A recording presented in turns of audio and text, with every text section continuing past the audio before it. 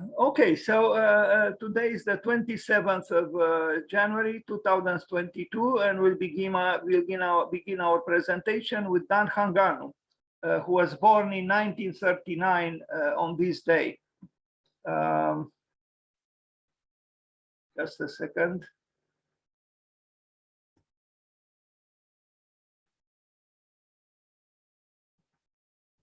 Okay, here it is a website where you can find, information and data about this incorrigible optimist, as he was called. It's a compliment actually to be called an incorrigible optimist at a time when maybe we don't have so many reasons for optimism, and where there is also cynicism in the field of architecture, even pessimism. But I also have to tell you that I have an email from this so-called incorrigible optimist, where he didn't show himself as being so optimist. Actually, vis-a-vis human nature, he expressed some reticence, to say the least, about I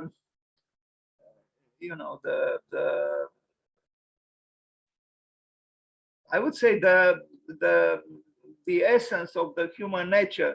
Anyway, I will not get into that, but I think he was a complex architect and a complex human being, and probably he conquered his darkness, so to speak, through creativity. And that's why he arrived at this so-called incorrigible optimism. So Dan Sergiu Hanganu, he was born, as you see, on January 27th, 1939, and he died in October 2017. Was a Romanian-born Canadian architect based in Montreal, Quebec. He designed a number of prominent Quebec buildings, including the new wing of the Pointe Callière Museum, the HAEC Montreal building, the concert hall of Rimouski, the UKAM Design School, and several other mixed-use commercial, residential, and cultural buildings in Montreal, Europe, and Asia. Well, to be honest with you, I don't know what he built in Europe and Asia. But we'll have enough to contemplate from Canada. Hanganu was the recipient of an impressive list of awards and publications, including the Order of Canada, the Governor General's Award, and was also awarded the RAIC Gold Medal in 2008 for lifetime achievement. I don't know what RAIC is, but it seems it was something important.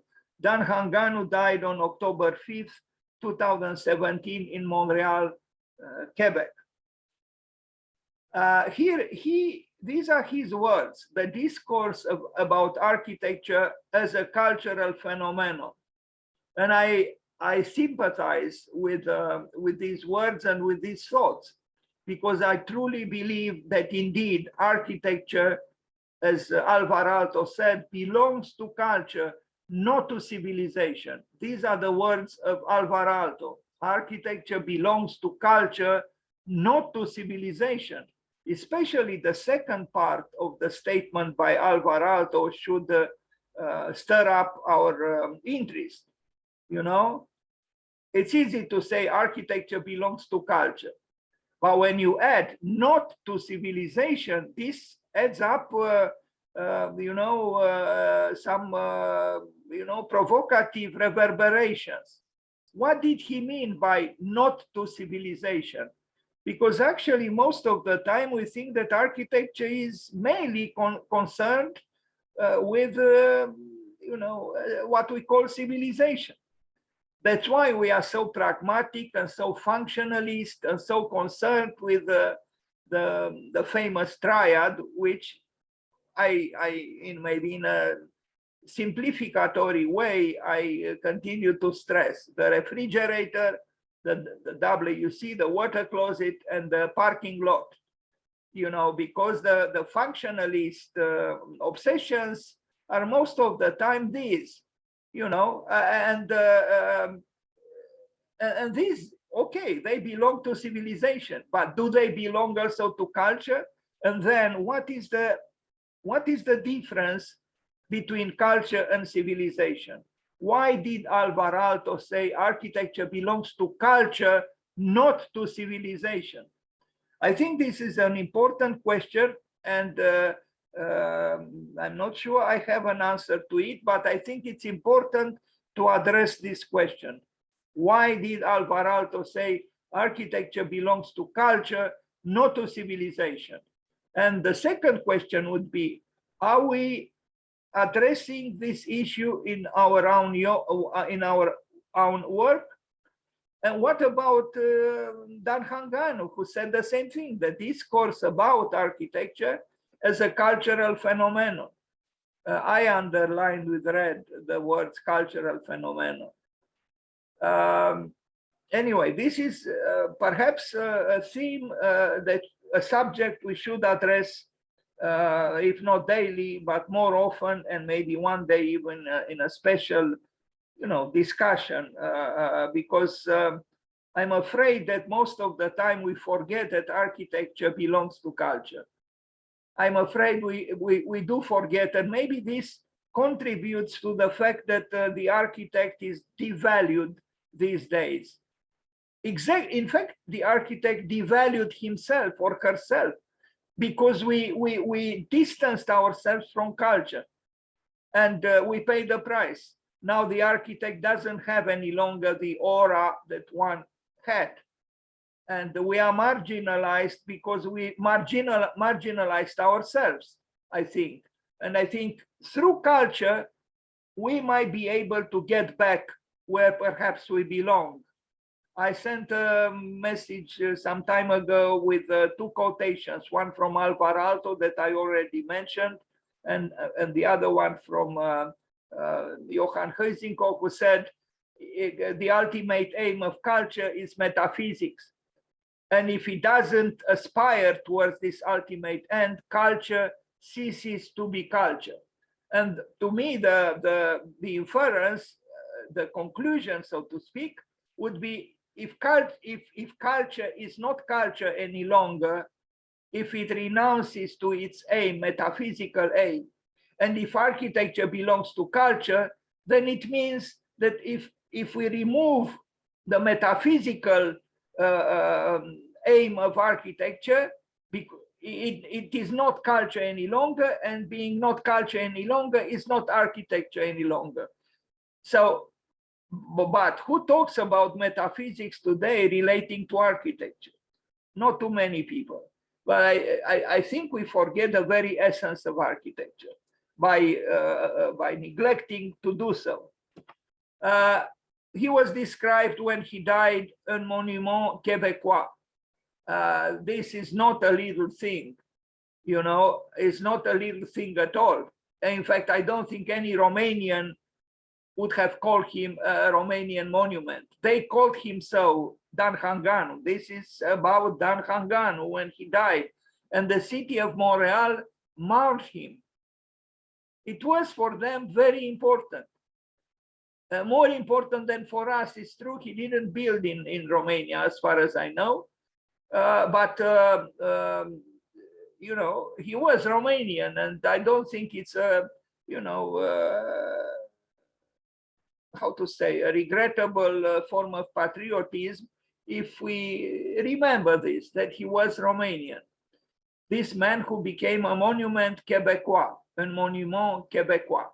So I have here the whole, you know, quotation. Un monument québécois, littéralement, s'est éteint le jeudi 5 octobre. L'architecte Dan Hanganu, impressionnant par sa stature et par son œuvre, est décédé à l'hôpital où il se trouvait depuis quelques semaines. Il avait, let me see if I remember how to say 78 in 18 ans. So when monument from Quebec, literally died on Thursday, the 5th of October in 2017. The architect Dan Hanganu, impressive through his stature and his oeuvre, his work, died in the hospital where he found himself for several weeks. He was 78 years old. That's how, somewhere, there was an article about him in the media in Montreal. Here he is, and I love this picture of Dan Hanganu. I mean, it's truly hard for me not to be emotional, because I know, well, I was younger than him, but still somehow I sympathize even with the winter coat on him, with his shirt, with his maybe haircut. It's a beautiful picture of a young man, was he in this picture contemplating his future? Probably not, but I mean, who would know what destiny brings to someone's life? But it's important to have longing, to aspire towards, the other shore, so to speak, or for the infinity of the sea, as Antoine de Saint-Exupéry would say in The Little Prince. By the way of this, I love that quotation from from Antoine de Saint-Exupéry, which Wolf-Prix used it even on the cover page with many projects done during 20 years of being professor at the Institute of Architecture. And let me read it to you, because I think it connects somehow even with this picture. Just a second, because spontaneously I decided to read this to you. Let me take the book.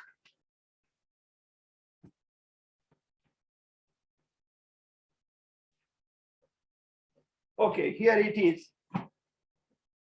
It says, if you want to build a ship, don't rush to, don't drum up people to collect wood, and don't assign them tasks and work, but rather teach them to long for the endless infinity of the sea. And I think this is a beautiful quotation, and I'm afraid this is exactly what we don't do, neither in our practice nor in our educational system. We forget what we work for. We might teach technical matters, but it's important to have a desire, to have a longing. And I see in this picture with Dan Hanganu this kind of looking beyond the grayness of an environment from which he actually moved away. And anyway, again, we should talk more about this, but I think it's important to not forget the essential, the heart of architecture, and the heart of architecture has to do with a certain idealism. You long for something that transcends time and space in a way. You long for something which is immeasurable. And Louis Kahn said the same thing. A great building begins with the immeasurable, and then goes through the measurable, and in the end returns to the immeasurable. Well, in a way, Louis Kahn meets Antoine de Saint-Exupéry. You long for the immeasurable. And this picture, okay, I am sentimental, I am emotional when I look at it, but I see this young man who was born in the same country we are right now, and who, wanted more from himself first, and then later on from maybe life itself. Here he is in his, office in Montreal, and it's a romantic, interior, I would say. Again, it's about what you want to do with your life, and Dan Hanganu succeeded in not forgetting his on one hand maybe his roots, and on the other hand his longing. You know, I mean, if you judge someone, I mean, look, there are all kinds of things which here, you know, you might not often see in the office of a successful architect, you know, including these little, you know, objects, which also show a certain sensitivity. You know, this stone wall here and the so-called imperfections here, it's okay. You know, they are very Romanian in a way, and I talk with sympathy about this. Anyway, let's look at his works. Poanta Calier Museum from 1990 to 1992. This is a very important work, because I understood this is in a way point zero of Montreal history and culture. Now, I don't know how he got this commission, if he won a competition or not, but he built it, and it's a good work. So from 1990 to 1992, so from 30 years ago, he built it 30 years ago. So he was about, I don't know, 50 something years old when he built it. So let's see this work more in detail. Just a second, because I have some. Okay, okay. So Poanta Calier Museum from 1990 to 1992. This work was still, I would say, somehow a little bit affected by just slightly affected by postmodernism, but in a very discreet way, I would say. And this is a building which existed prior to his intervention, to his work. So it's an old picture, as you can easily understand from the specifics of it. You know, it's look what he did. I will have more pictures with it. So this is the previous you know, reality of the place, and this is the building he built. Let's look at the plan of the building. You know, it's again a very important building for Montreal, because this is a building where Dan Hanganu addressed, understood you know, the history and even the archaeological beginnings of the city of Montreal. And I'm very happy that you know, he was able to receive such a commission. It's unusual in some respects. Like, for example, this canopy here, which is, you know, at a height which would make it probably quite objectionable, you know, in terms of strict function. But I think there is sometimes in the work of Dan Hanganu even a whimsical, a discreet whimsical quality, which probably has to do with his optimism and a certain openness of spirit. You know, somehow I feel tempted to compare this work that he did with the museum Peter Zumthor did in Köln, in Germany. And I hope I cannot be accused of being too sentimental or too patriotic, but I have the feeling that actually the work by Dan Hanganu is superior to the work of Peter Zumthor, at least in this respect. You know, it's a very balanced work, and not just aesthetically, functionally as well. Dan Hanganu didn't play with forms in a facile, you know, way. In fact, I think he had some kind of a dislike for what is called the acrobat. I remember reading something where he seemed to advocate the athlete, but not the acrobat. What is the difference between an athlete and an acrobat? On the other hand, I remember what Doshi, the Indian architect, said, that Le Corbusier, for whom he worked for a few years, wrote a little poem called The Acrobat, where he praises the you know, the otherness of the acrobat, who assumes difficulties nobody asked him to assume, and does exceptional things, and consequently he's different from all the others. But Dan Hanganu made a statement about the difference between an athlete and an acrobat. So I think he disliked, at least to an extent, the showmanship of the acrobat, the showy attributes of the acrobat. And he was more attracted towards the strength, the genuineness, the qualities of the athlete. So it's probably his work can be seen in this key as being the work of an athlete in the field of architecture, and not the work of an acrobat.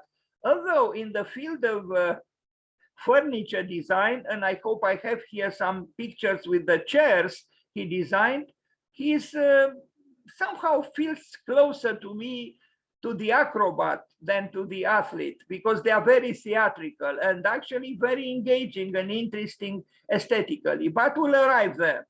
I like this work very much because it's a work which is, without being excessively nostalgic, is still assuming a certain subtle clin d'oeil towards the past. And maybe not in all his works he does this, but in his best works, I think he's able to achieve some kind of a connection with larger issues, both in space and in time. I like even the sketch, the studies for the work, that they show sensitiveness and seriousness. And you cannot build this kind of building, which was very celebrated in Montreal, without being both sensitive and serious. You see here the sections and the elevations, two elevations of the building. More and more I am convinced that this is an impressive work, and it's impressive to do such a work in a city like Montreal. It's impressive to do it in any city, not just in Montreal. But again, Montreal is not an unknowing, human settlement or city about architecture. There are important architects there. So for Dan Hanganu to succeed in such a city is not a little thing at all. Pointe-à-Calière, you see it. It's a good work, and it's certainly much better than what around that time Kengo Kuma did, because Kengo Kuma did a work in Tokyo. It was a showroom for I forgot, I think Mazda, which was you probably know. Well, I don't know if you know it, but it is a work, a postmodern work, a late postmodern work by Kengo Kuma, a very celebrated architect today. It is an amazing work in the negative sense of the word. He just built a giant column, very explicit and very descriptive, in a very, I would say, very questionable way. Dan Hanganu doesn't use this, doesn't fall in such trappings of postmodernism. And nor did he fall in the trappings of postmodernism that affected Ricardo Bofill dramatically. I think Dan Hanganu was a man with his feet on the earth. I didn't know him personally, but I have the feeling that he was not easily seduced by superficialities. And yes, as I said, there are certain peculiarities, like this glass canopy at a significant height. Most people wouldn't do something like this. And does it protect against the rain or the snow? It doesn't really.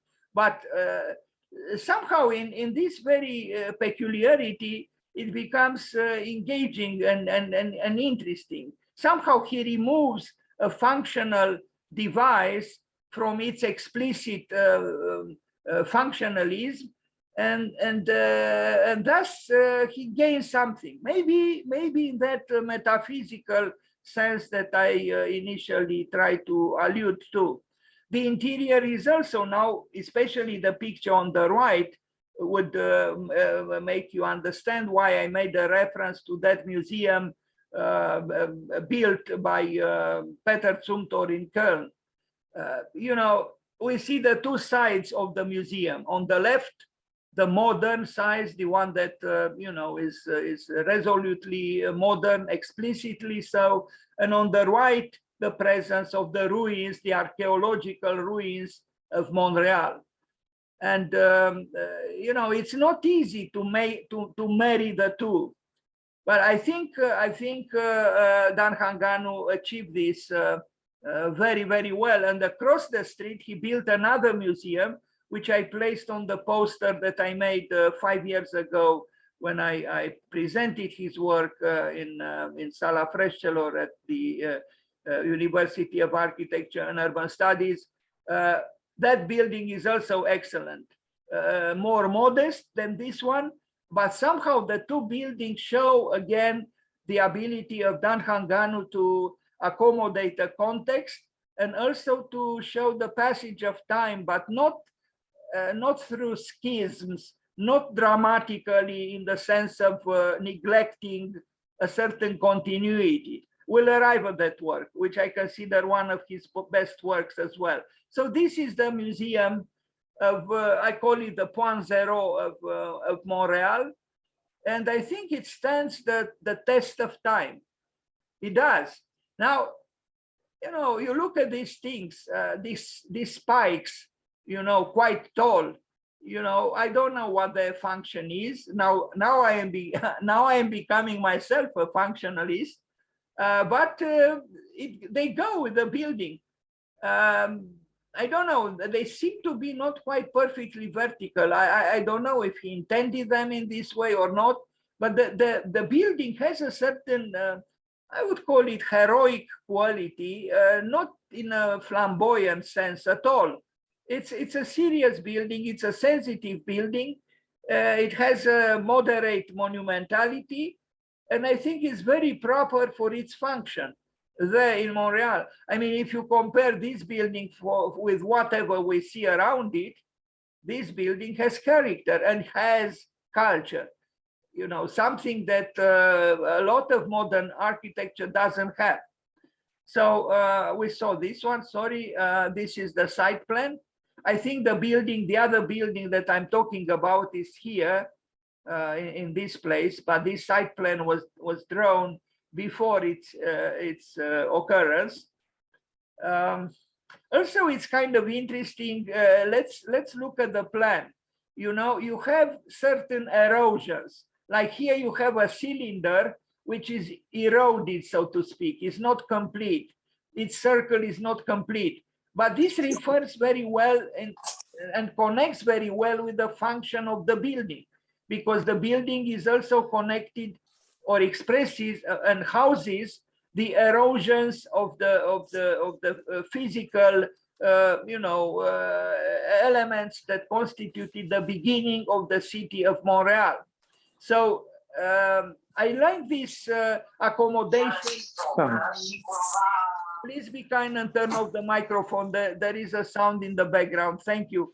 So, you know, this to create a monolithical building, which is not aggressively self-enclosed, and which expresses this passage of time, which I try to refer to through the word erosions. In the case of Carlos Carpa, I use the word positive erosions. In the case of Dan Hanganu, I will also talk about positive erosions. This is sorry, this shouldn't be here. I don't know why. Yes, I think I know why I included this drawing, because you see, this is a project which is not related to this museum, but it shows his strategy in a way. You see a modernistic, you know, architecture here, and then he came across it and kind of problematized it through this impressionistic, you know, action painting, if I am to call it so. This almost diluting the clarity of the statement. So I guess this is that eroding aspect of his architecture, which is you know, presented both graphically and constructively through the work as we saw it, like this work. This work. Look at this window here. This window is eventful. It's an event. It's a creation. Look at it. It has a complexity. It's you know, he could have. Please be kind and the microphone. I hear a noise in the background. Please turn off the microphone. Thank you. You know, here, this window is telling me something about his architecture, that he was not happy just to create a, rectangular window opening in the wall. Look at this column here. Okay, it's a little bit descriptive in a historicist way, but if I contemplate this window, what does this column, which is not really necessary, structurally speaking, is not. It's an addition to the physiognomy of the window, which to me seems to talk a little bit about the fragility of architecture and the fragility of human existence in general. Why did he put this column here? He didn't need it for structural reasons, for functional reasons. It's a rhetorical device, which I think makes you reflect again on the fragility of everything on this earth. So he was a subtle architect. He would, without words, comment on existence in complex ways. And this is just one opening in this wall that he created for this museum.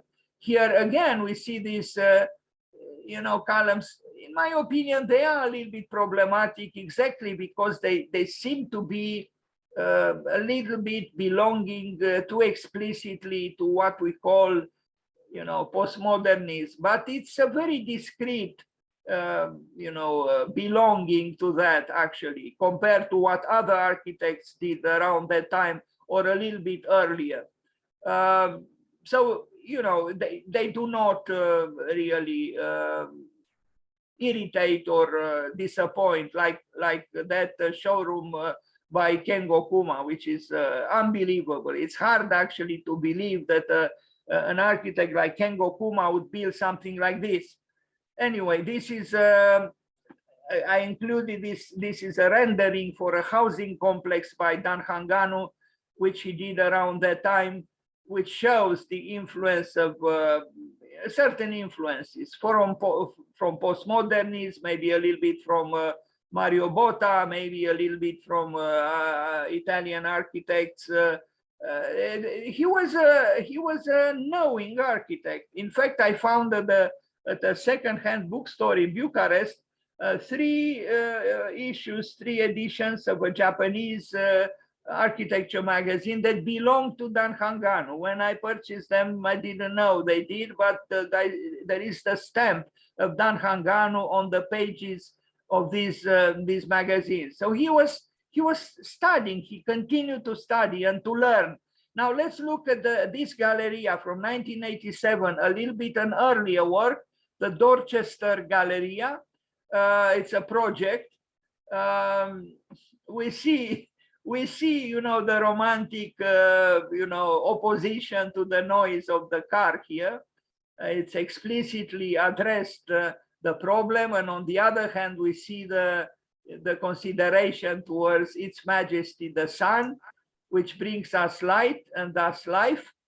So it's a section through a building. I don't know if he built it. No, I think I wanted to show this sketch because I want to evoke the ability and the interest of Dan Hanganu towards issues which are not reducible to what we call strict architecture. So now the Falatis Hotel from 2005, another sketch by him. I usually, before I read a few words about the biography of the architect, I show drawings by that architect. Here I incorporated the drawings in the context of various parts of the presentation. The Espace 400 Pavilion from 2006, 2008. This is just a second. Yeah.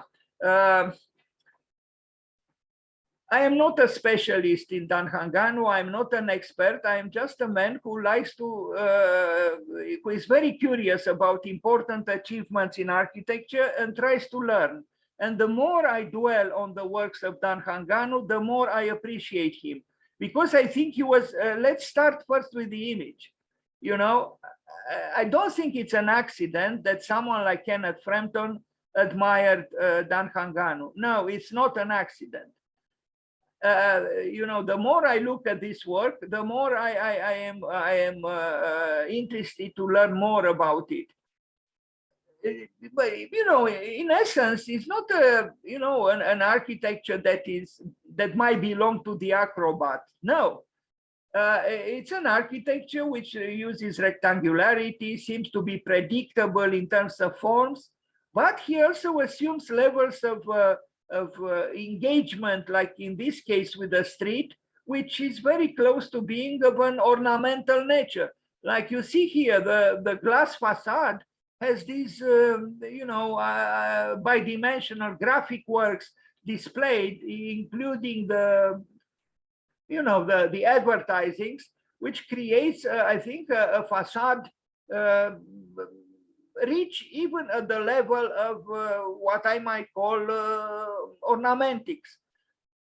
If something, you know, in my opinion, a genuine homage to someone is not only an eternal yes, you also have to express what you think and feel about certain issues, even if some of those issues are not necessarily great applauses.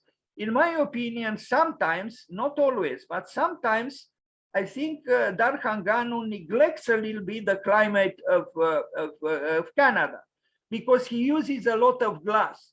And, you know, this kind of luminous, you know, glass architecture, I think could have considered more the realities of the winter, of the low temperatures in a country like Canada. Of course, you know, you have the air conditioning, you have heat produced artificially, but you wonder, you know, if you be like this in the north, how would you build in Florida? You know, it's, although in the south also excessive usage of glass is not to be advised. But aesthetically speaking, this building is both modest and audacious. And I like this ability that Dan Hanganu had to be both modest and audacious. It's not easy to do this, not easy at all. Let's look at the plans and the drawings. You know, his architecture is functional, but it is a kind of a lyrical functionalism in this case. He was not the only architect to work in this way, of course. There were other architects and very important architects. He assumes the grid. He assumes, you know, all the, you know, prosaic functions. The building works. But as we saw in the previous building, that museum of the beginnings of the city of Montreal, he was able to, you know, bring small accidental features that made the building, you know, surprising, to say the least. Sometimes the elevations of this building are, you know, very well balanced. There is harmony here. Again, the only thing that bothers me a little bit is the excessive usage of glass in a country that has, you know, severe winters. But I guess if they didn't have a problem with it, why should I? Okay, I like this building, you know, and it could be compared. Let's see its function. Espace Pavilion. It's probably some kind of a exhibition space, cultural space.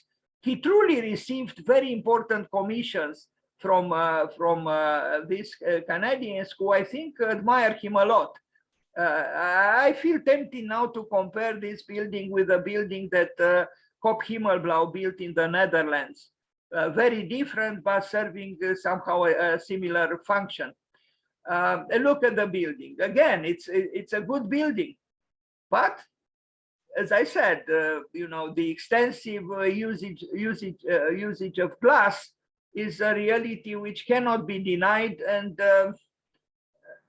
but at that time, you know, there was no concern so much for what we call today sustainability, climate change, and so on. There wasn't. Plus, the mythology of glass was still very seductive, you know. Although I think we should question a little bit this mythology, especially today, because even Philip Johnson, who lived in a glass house, the one he built himself, and he was not a poor man, far from it, said, you know, if you have a glass house, if you use a lot of glass, you should be aware that your electrical bills will be, you know, very affected. And it's true. It's true. So, you know, today, if we continue to build in this way, ignoring the climate and the climate change, I don't think it's so so appropriate. But at that time, there was no concern for this, and Canada, of course, had all the resources to handle, you know, artificially conditioning the air pumped into such a building. I mean, my question is a Crystal Palace, you know, the correct answer to, you know, a cold climate? Perhaps not.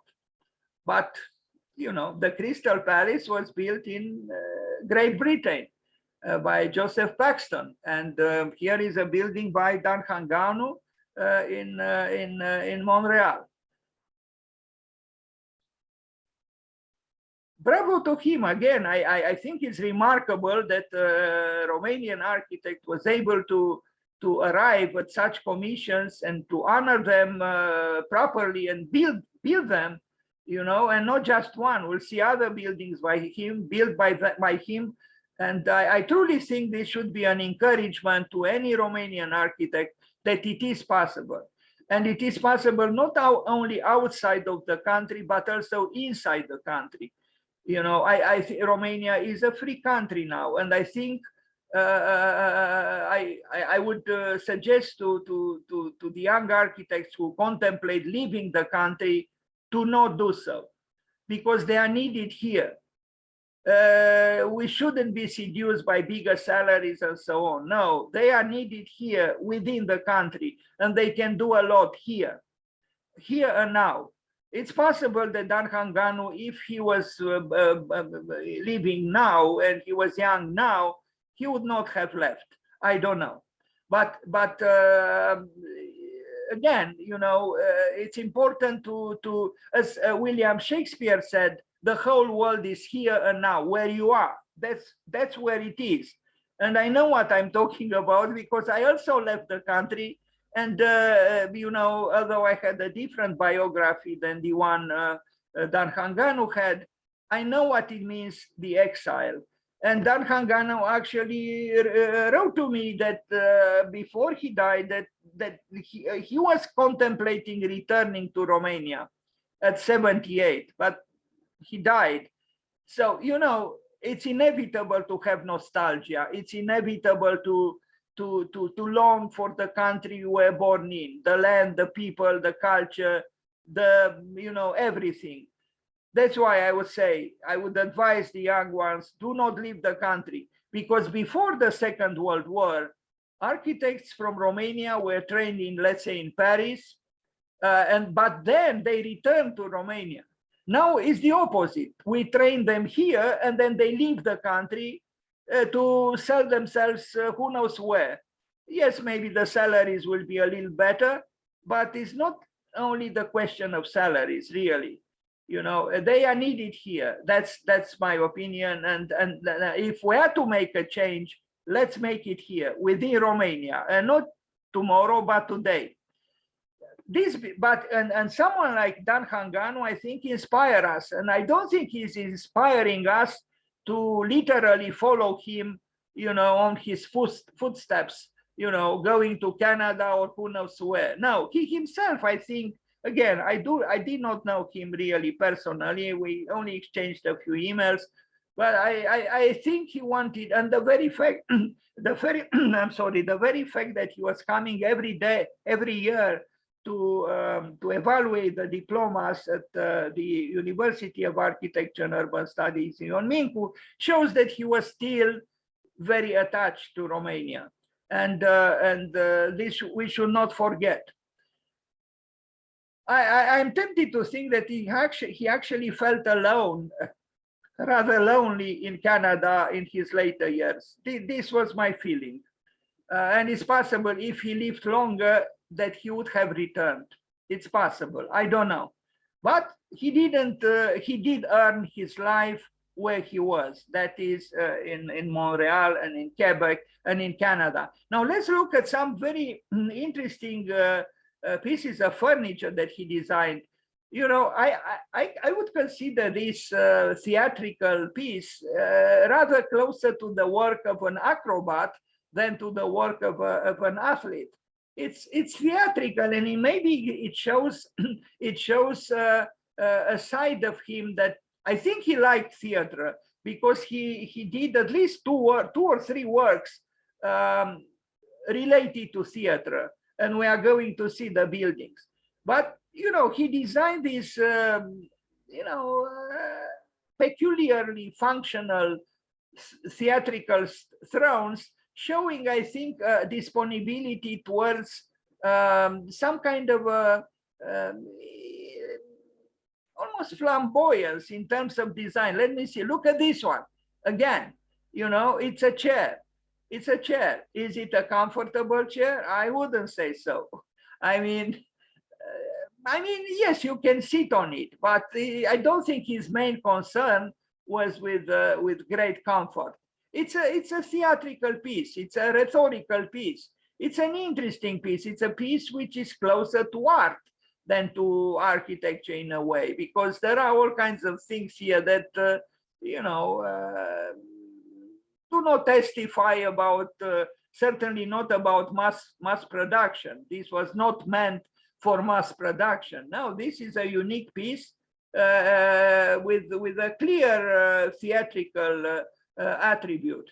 But I wanted to show them because this is a less known side of Dan Hanganu.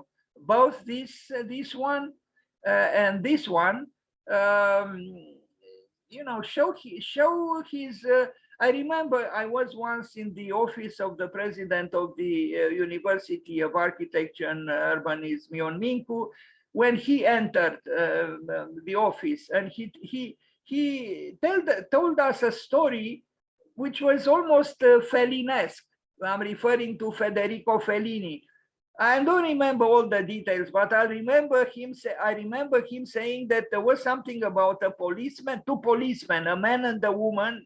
I don't know, maybe on the airport or something, but she described the policewoman as being so short, as actually her height being to the knee of the male policeman. Now, you know, you need a lot of imagination to imagine a couple of police people, you know, where the policeman is whatever, normal size, and then the policewoman is, you know, her height is just to the knee of the.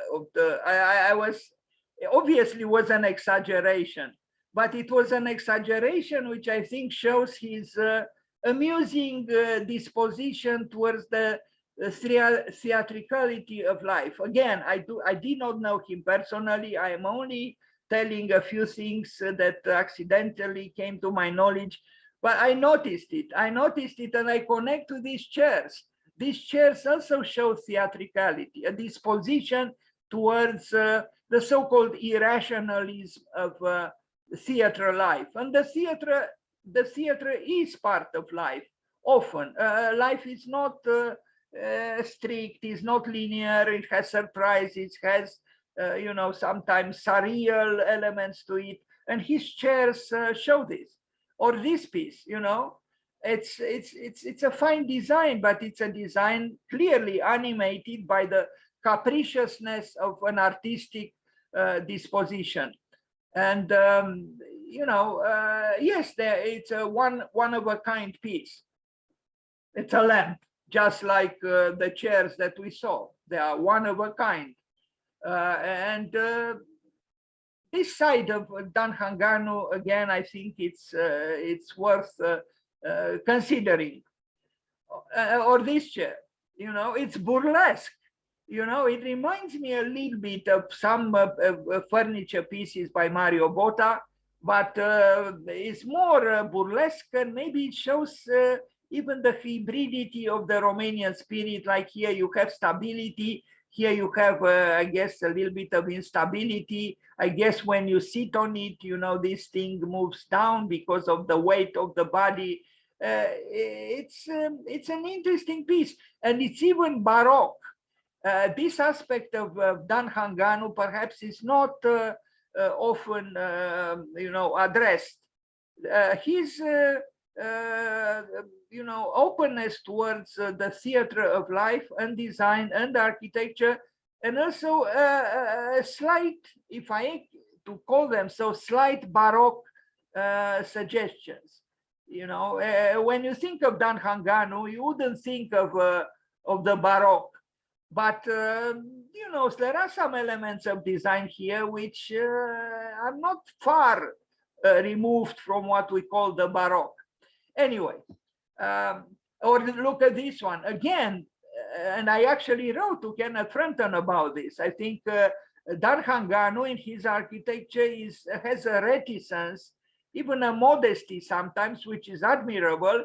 But in his furniture pieces, this one of a kind, he shows his wild side in a way. I mean, look at this fur, artificial as it probably is.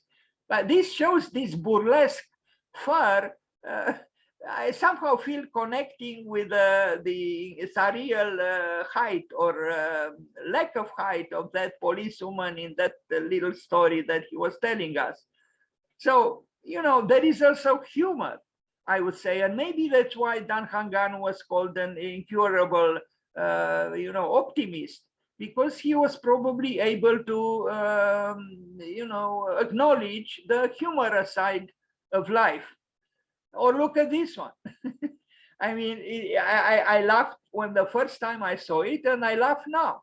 Is this chair I would love to use all the time? Probably not. But it's rather amusing, Is it metaphysical? Almost in a way, although it's a physical presence, it's a physical, object, sitting object. But it's burlesque. Again, it shows complexity of spirit that is not reducible to a strict functionalism. There is humor here, and I would say there is even surrealism. He also designed, tableware, like important architects used to do, and they continue to do, from even other centuries to the present. Here we see some nostalgia for the folk culture of his country, that is Romania, I would say, abstracted but not completely.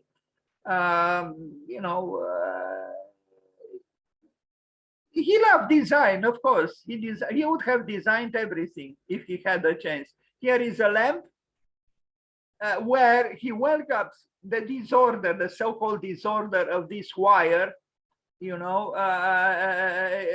more strict spirit, one who would not have acknowledged the comedy of life in a way, and the spontaneous elements, the ad hoc, the chance elements of life would not have allowed this wire to be in this way.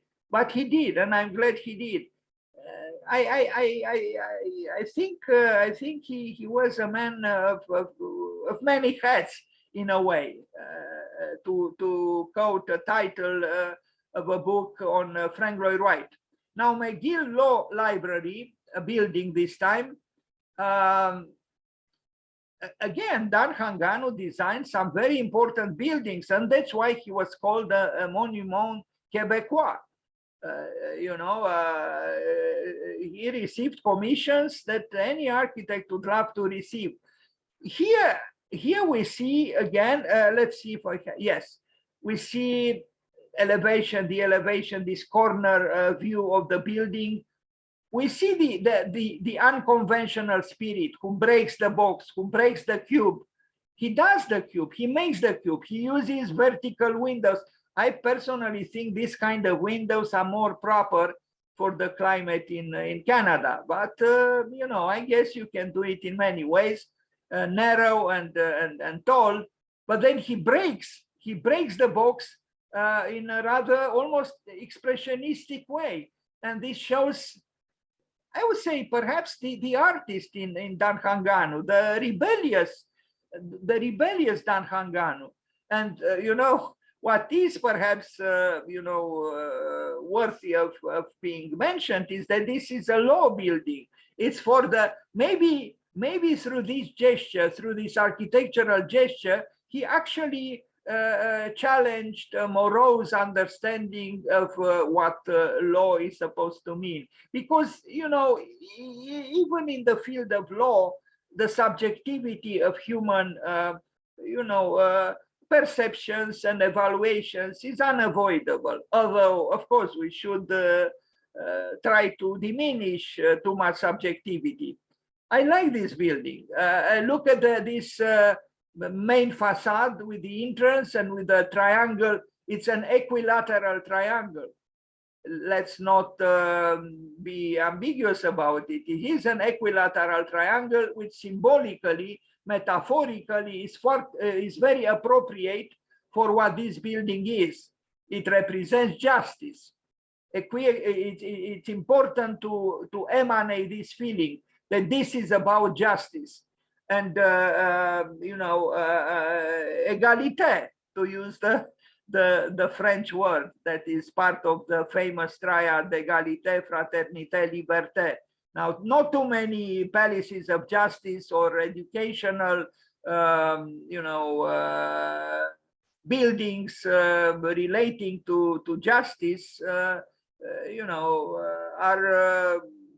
always very convincing about serving the triad, or at least this word, égalité.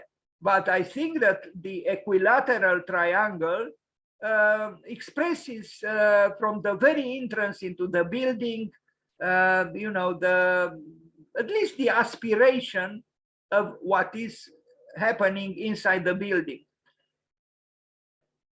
I'm not very sure about this, but I guess they are part of the structure. These round columns here, the purity, but here is talking maybe the simplest, functionalist. I could be, maybe a pure triangle without them on both sides would have been even more powerful, but maybe it was not possible structurally speaking. I don't know. This is, I think something wrong with my presentation here. I should have renewed it because this is another work. So this is the work for law in the campus of McGill for educational purposes. I guess I included this because we were talking about education, and he transformed the church into a library, again having to do with education. And that's why I relate that building to this building. It's a church that he transformed. Now, of course, the Orthodox spirit would protest. I'm talking about the Orthodox Church in my country and our country. They would never do something like this. But I guess Canada is less stiff about this. They transformed this church with the help of Dan Hanganu into a library. And look at it from the outside. I think this part of the building is impressive, architecturally speaking. I'm sure Kenzo Tange would have loved it too if we consider his St. Mary Cathedral in Tokyo. Again, I'm not so sure that snow goes well with this glass facade, but I see the contrast between the opaqueness of the roofing of the church that became a library with you know, this rationalistic prismatic glass building that emerges from within the body of the former church. It's an interesting I think conjunction, because I think between the sacred and education was always a close relationship. So maybe it's not so abnormal to envision a library in the proximity of a church, or in a more radical way to emerge from within the body of the church itself, if, you know, the clients decided to transform the church into a secular building. And that's what Dan Hanganu did. He was excellent. I mean, if you take just this part of the building and plant it, let's say, in Denmark, which had a great international style architect like Arne Jacobsen, or you would plant it in even in Chicago, where Mies van der Rohe was a king, I think this building would have stood out for its elegance, its prismatic quality. It's very well designed, truly. Make abstraction of the former church. Just this part of the building is beautifully designed.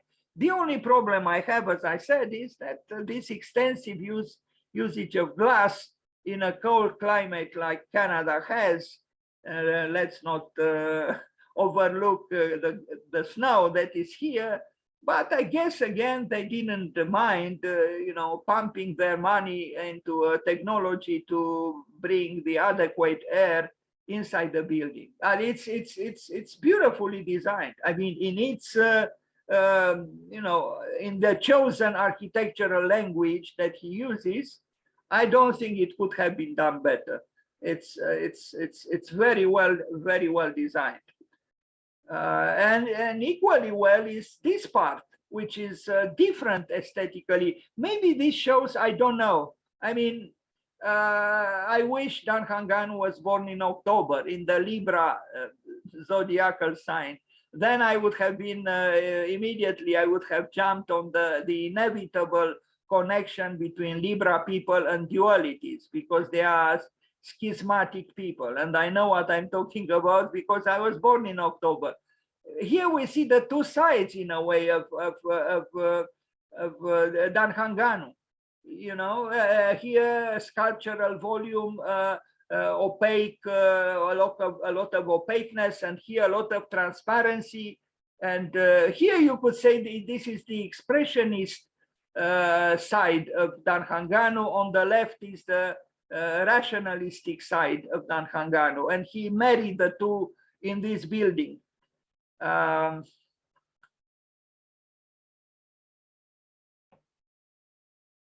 Now, maybe this could be interpreted in this way too, that this is a building, you know, the secular expressed through, you know, the exalted forms of the church. This is about faith. This is about knowledge, and knowledge could be connected, I guess, with reason. So you have exaltation and reason, you know, together. It's possible, faith and knowledge. It's an interesting project, nevertheless. And again, not the smallest commission at all. And he designed other things in this. He transformed another church into a theater. I think his love of theater is shown in this fact as well. We will come to that work. This mingling between the sacred and the profane makes me think, of course, of the title of the book by Mircea Eliade. And I think there is a lot of potential here. Too bad that in our country, you know, the church is so stiff and so dogmatic, and we cannot do such things here. But to unite the book with the church, you know, knowledge with faith is not at all inappropriate. Although, of course, we were banished from paradise exactly because we are contemplating taking a bite from the mythical or biblical apple. Yeah. Anyway, this is the project. Bernard Tschumi said that a good project can be explained to your grandmother in 1 minute on the phone. Now, it's possible that this project could be explained to your grandmother or to whoever in 1 minute on the phone. It's possible.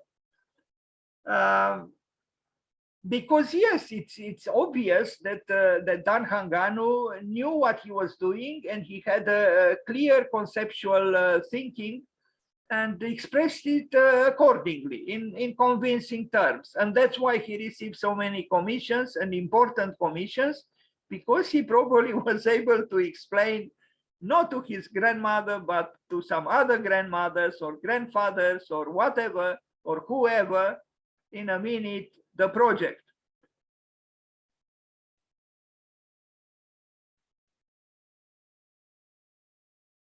At the end of this presentation, I will show you something of a personal character, because I wrote to him a few months before he died, unfortunately, about a possible project to do together, and he was open towards it, but he invoked that he was ill and he had some kind of a judicial, he was involved in a judicial process, and he couldn't do it then. And then unfortunately in October he died. But you will see what I am talking about when we arrive there. Let's not anticipate too much here. But again, I think this kind of project, hybrid project, is very enticing, because if we keep talking about faith, if we keep talking about the church, we cannot continue to divorce the church from the normal aspiration towards knowledge, which the library is supposed to express. And maybe this project should be shown to some theologians in our country, to some church figures. I don't know if they would be open to contemplate it and think about it. Now, another church, you know, this one is I think, I mean, it's resolutely modern and significantly, you know, clear about its big yes addressed to forward-looking kind of aesthetics. I like this building. You know, I understand more and more that why Quebec and Montreal were mourning, you know, Dan Hanganu when he died. He really contributed with significant buildings to his you know, chosen country after he left Romania. I wish I had more pictures with this church. I prepared this, and now I regret. I should have developed the presentation, but maybe next year, if I will continue to do this, I will amplify it with new material. This is a presentation I prepared for 2017, for the 2017 presentation. And now I'm a little bit critical of it. It could have been done better. But still, I think Dan Hanganu, from wherever he is, he knows that we are paying homage to him now. Théâtre du Nouveau Monde, the theater of the new world. I like this building very much. I like this building very much because it's very difficult to do such an architecture that it's almost in a way anonymous. I mean, it's a building which doesn't scream at us, look at me. No. I think the Scandinavian culture would have admired such a building, you know, in Denmark, in Norway, in Sweden, in Finland. I think this building would have been very admired. And I admire it too from far away. I didn't see it there in its place, but I see it in this project. Why do I admire it? Exactly because it's a building, usually when we think, I mean, we know very well, you know, signature famous buildings of theaters and operas, totally divorced from their context, from their environments, you know, like the buildings of, let's say, Zaha Hadid, but not only her, med architects, you name it. Almost all star architects of today divorce their buildings from the context they build, particularly for such a function, theater, opera, and so on. But this is not what Dan Hanganu did. And again, let's remember, he was against acrobatics. He valued the work or the activity of the athlete, but not of the acrobat. He was not doing acrobatics here. Although small gestures towards the showy aspects of architecture are present, but very, very, very discreetly. I like this building because it is connected to the city in a very explicit way. It is not a crashing building. It's not a building that says, as I said, look at me, and look at only at me. It's a mechanism. It's an almost anonymous mechanism, architectural mechanism, which serves within the fabric of the city a certain function. You know, it blends into the city with almost without claiming for itself any special merits and so on. And I think this is a great virtue. Again, he has moments of invention. Like look here, the metallic parts of the structure that support the glass elevation. But or here, particularly here, where he completes the integrity of the square, of the cube, or whatever, the cornice. He does this some other times. He introduces these fake windows, triangular as they are, and they connect because of the diagonals with what we see here on the glass facade. There are small gestures after all. Let's not forget the chairs he designed. He's the same man. So he had disponibility towards theater, towards capriciousness, aesthetical capriciousness sometimes.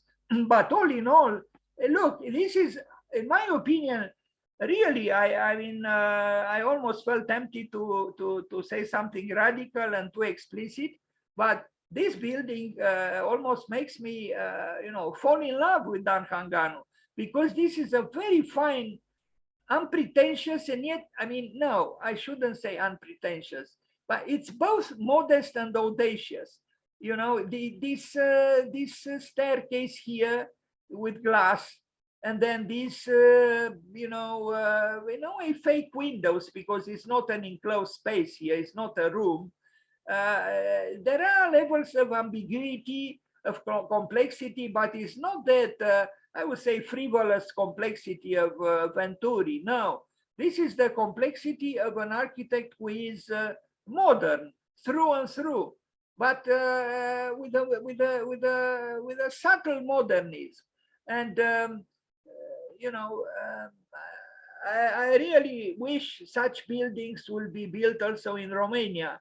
Where without having large budgets, you can bring quality in architecture, with modesty, through small gestures. But these gestures do need culture. And let's not forget, Dan Hanganu said it clearly, the discourse of architecture is about culture. You need to have knowledge in order to be able, yes, you need to have sensitivity, yes, you need to have skill, but you also need to have culture. You cannot create this level in the absence of an appreciable level of culture, but a digested culture, not just accumulating so-called cultural facts to know the precise day of the precise year when a certain architect built a precise building. No, that's not culture. In a way, culture, just like education, is what Albert Einstein said. Albert Einstein said something beautiful. He said, education is what you remain with after you forgot everything you learned. So, if I am asking myself, what is my education? Well, from the perspective of Albert Einstein, my education is what I remain with after I forgot everything I learned. But if I forgot everything I learned, what do I remain with? In my opinion, you remain with the essence of what you are supposed to learn, with what you were supposed to learn. It's the same with culture. The study of the old architects, or those who died, or the previous architects, or other centuries, or even present century, or the present time, doesn't have any meaning unless speaks to us in order to enhance our own creativity. Otherwise, just to accumulate facts and claim that you know this or that is irrelevant. The relevance is in the work that you yourself do. So studying Dan Hanganu and honoring him even, the best way to pay homage to Dan Hanganu is to do beautiful works here in Romania now. This is the best way we can honor Dan Hanganu. And not just him, of course, but we are talking about him. We can learn from him. I mean, this work, I only show a few images, but this work can teach us a lot. You can do not with expensive gestures, architectonic gestures, not with great budgets, not with extravagance. You can do with moderate means, you can do a lot, as he did here. Really, this is one of his best buildings, in my opinion. I really like.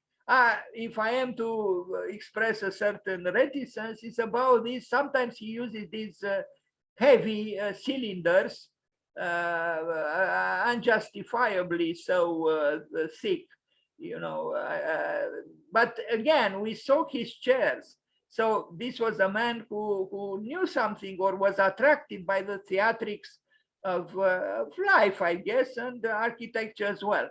We'll arrive at some other words. You see, I guess he wanted to, you know, punctuate the entrance into the building in this emphatic way. In my opinion, they are a little bit too emphatic, considering the subtle reticence of the facade of the building behind. But I'm subjective, you know. We are all entitled to our own you know, modus vivendi and our own, you know, understandings of architecture, life, and so on. It's a good build. It's an excellent building, and he integrated the old building into the new one. So I guess it's a hybrid building, yes. And I think Dan Hanganu was very good at architectural hybridity. We saw the church that became a library. Here we see a theater where he contributed with a new intervention. We are going to see a church which he modified into a theater, a small church, another very good project. Le Théâtre du Nouveau Monde. Very nice. And you see such a building which accommodates the openness that one should have towards theater, towards culture, towards life, is not bothered if, let's say, you cannot do something like this on Seagram building or on any building by Mies van der Rohe. It's impossible. You cannot, any building by Mies, except perhaps his very early brickworks in Germany, but what he built in the United States with the purity of his design would not allow for you know, such these graphic displays on their elevations.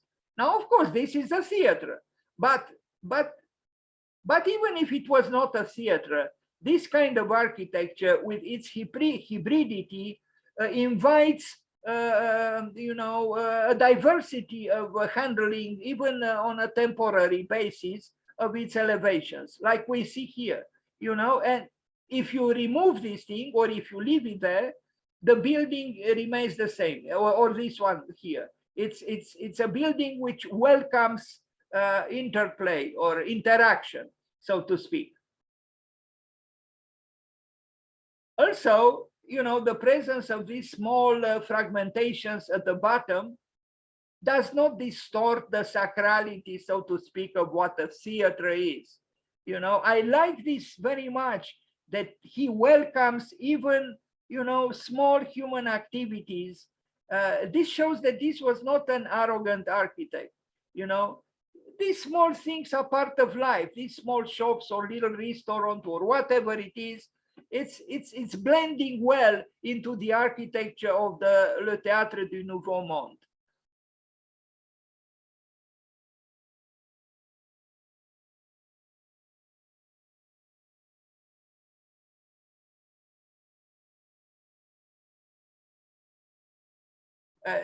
Cantacuzino, Jaime Cantacuzino said that a good architect is the one who leaves the building he built on his tiptoes.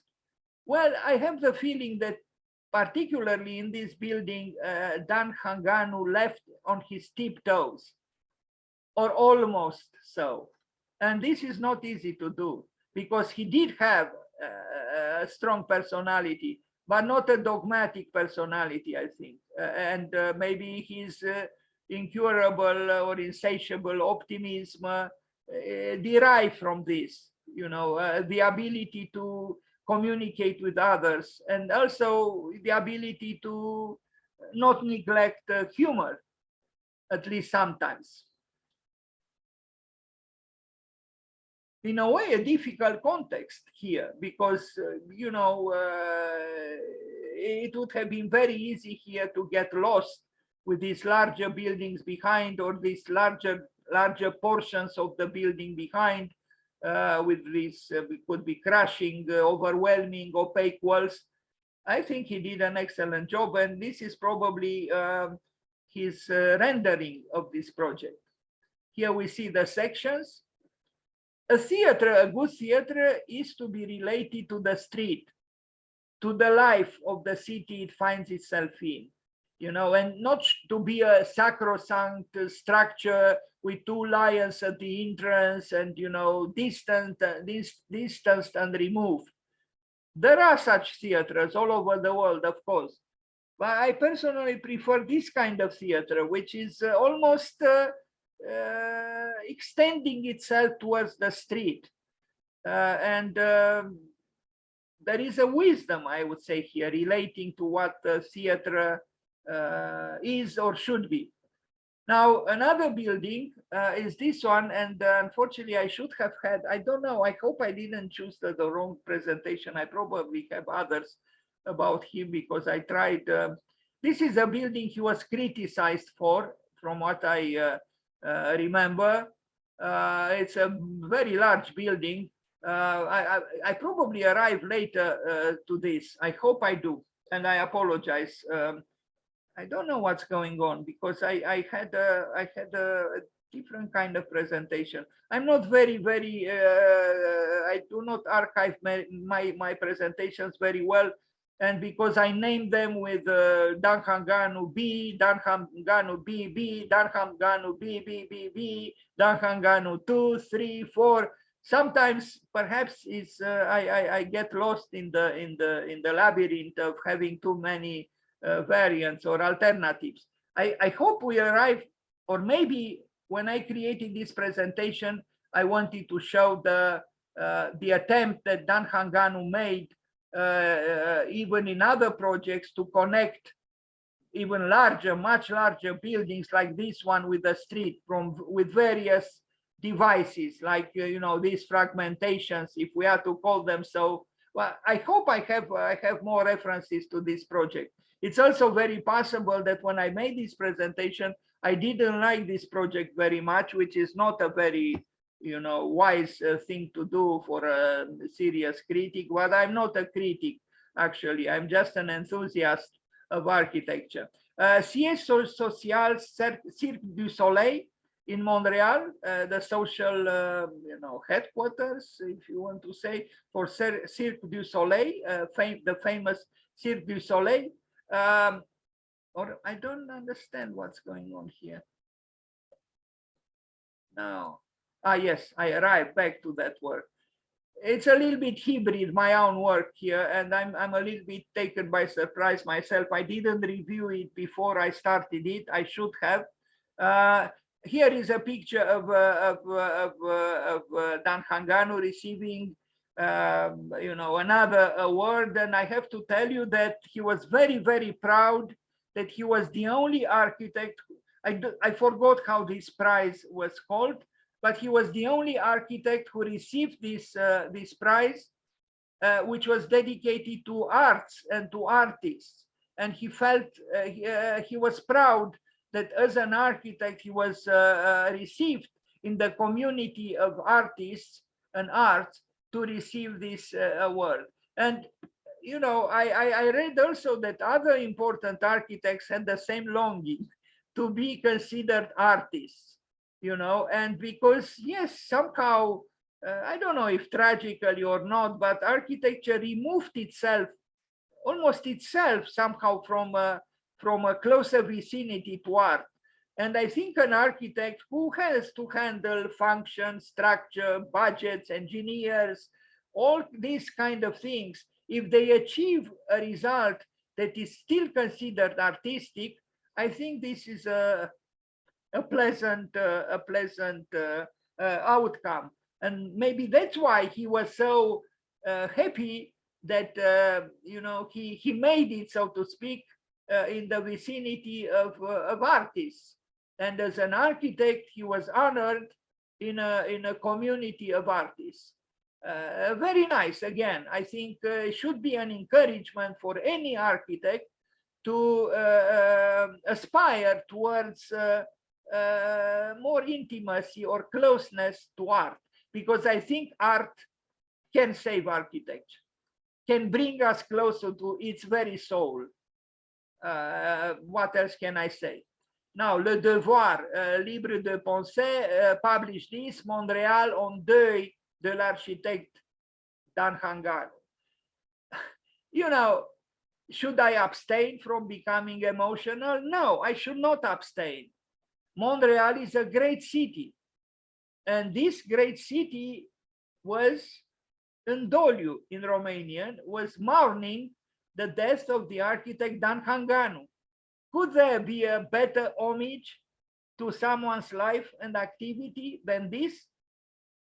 Is this happening in our own country, where a city, let's say Bucharest or Cluj or another city, is mourning the death of an architect? I'm not sure that I saw something like this. But Montreal appreciated Dan Hanganu, and we should not forget this. Now, the HEC building, which I showed the picture of, and I don't know why I placed it there, is this very large building. In my opinion, this building, it moves me a little bit less than previous buildings. Yes, it's a very large building, and it's done rather well, but I read it was rather criticized.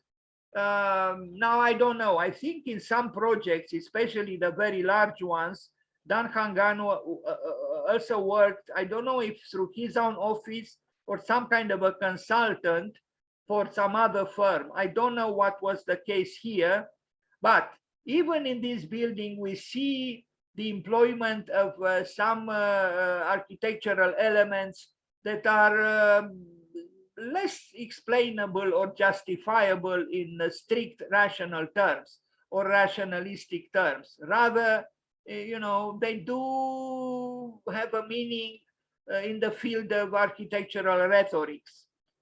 You see them here. Why would this side of the building be different from this side? It's difficult to say. I also see here some influence coming from Japan somehow, from Hiroshi Hara and other Japanese architects, perhaps from that time.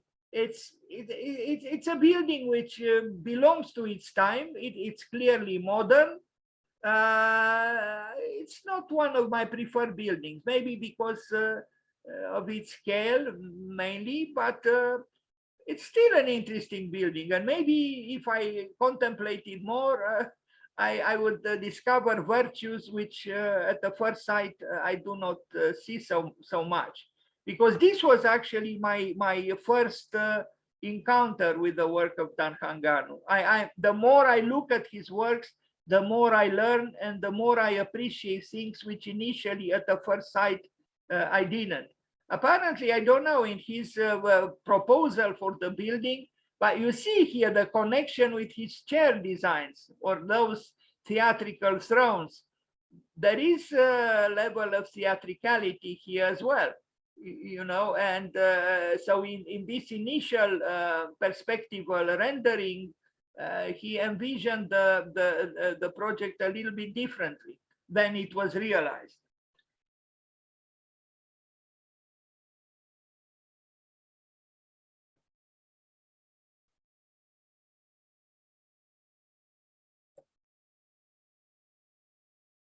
We have seen this picture. I wish I had more pictures with this project as well, but if I will continue to do this, I promise to you that I will amplify this presentation because he deserves it. Let's move forward. Let's read here. The Pre-Paul Mill Borduas is an awards program that recognizes the contributions of artists. From what I understand, I was the only, that's what he wrote. From what I understand, I was the only practicing architect to receive this award. The prize acknowledged the idea that an architect can be an artist. Now, this refers to what I said previously, that he was very fond of the fact that, you know, the distance between the architect and the artist in this case was diminished. This is a building that intrigues me, the Bank Street building from 2003. It's a building which is employing some of the rhetorical aspects of his work, like you see here at the top, which connect perhaps to an extent with the architecture on the right, and maybe even with the architecture on the left. You know, a historicist architecture of large dimensions, a difficult context, actually. I don't think this was realized. No. He made another project and we are going to see it, but this is an interesting work because again, because of the context, it's a big distance between the two existing sites, and the building had to stand out, you know, at least with its height, if not with its volume. I don't think it was built, no. Now, Vito Acconci was perhaps right. The unbuilt works are as important as the built ones. And I think they are important, yes. Even projects which are not so-called realized, they do matter. You know, they contribute to the architectural discourse. This is you see, it was supposed to be a very large project. You just look at the bottom of this. I mean, these are large, you know, public functions, and you know, the building was supposed to be indeed remarkably complex. Yeah, this is the, you know, the rendering. It would have been probably a good, he built something similar. That's why I'm a little bit confused, using this kind of termination of the building at the top. It's not this building, I think. No, this was not built.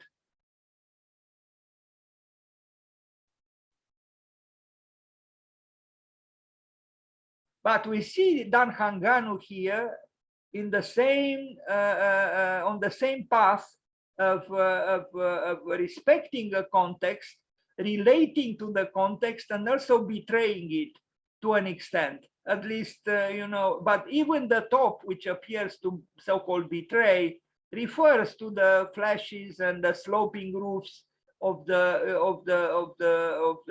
adjacent buildings. I keep reflecting on the strange coincidence, if nothing else, that in several languages, including Romanian and English and French, the word tradition has the same etymological root like the word treason. Tradition, treason. Tradition, trahir. Tradiție, trădare. And I think tradition, in order to remain and become alive, needs to renew itself, and thus it needs to welcome a certain level of, you know, in the absence of a different word, treason. And this connects with what Johann Huizinga said, that culture, in order to preserve culture, we must create it. Because if you don't create it, you actually betray the very culture you try to preserve, and you actually kill it.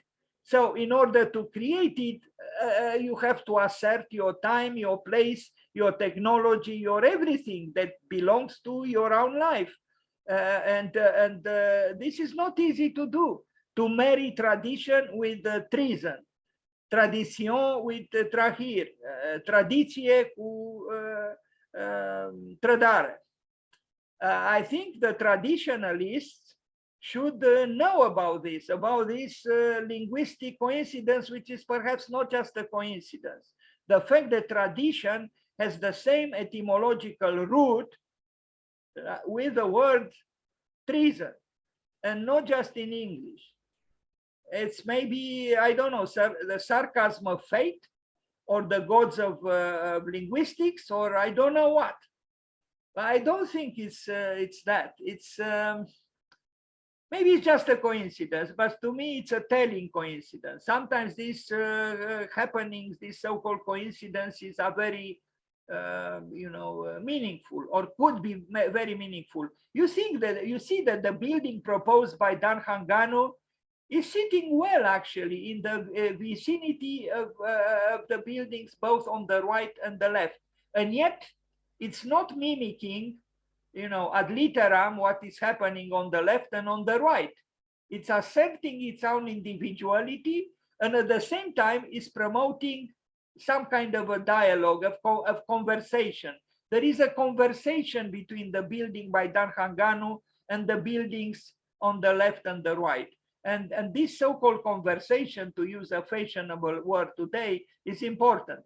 Now, the Benedictine monastery in Saint-Benoît-du-Lac in Quebec, abbatial church of Saint-Benoît-du-Lac from 1994, it seems he was attracted by these programs, churches, monastery. He transformed a church into a theater, a church into a library.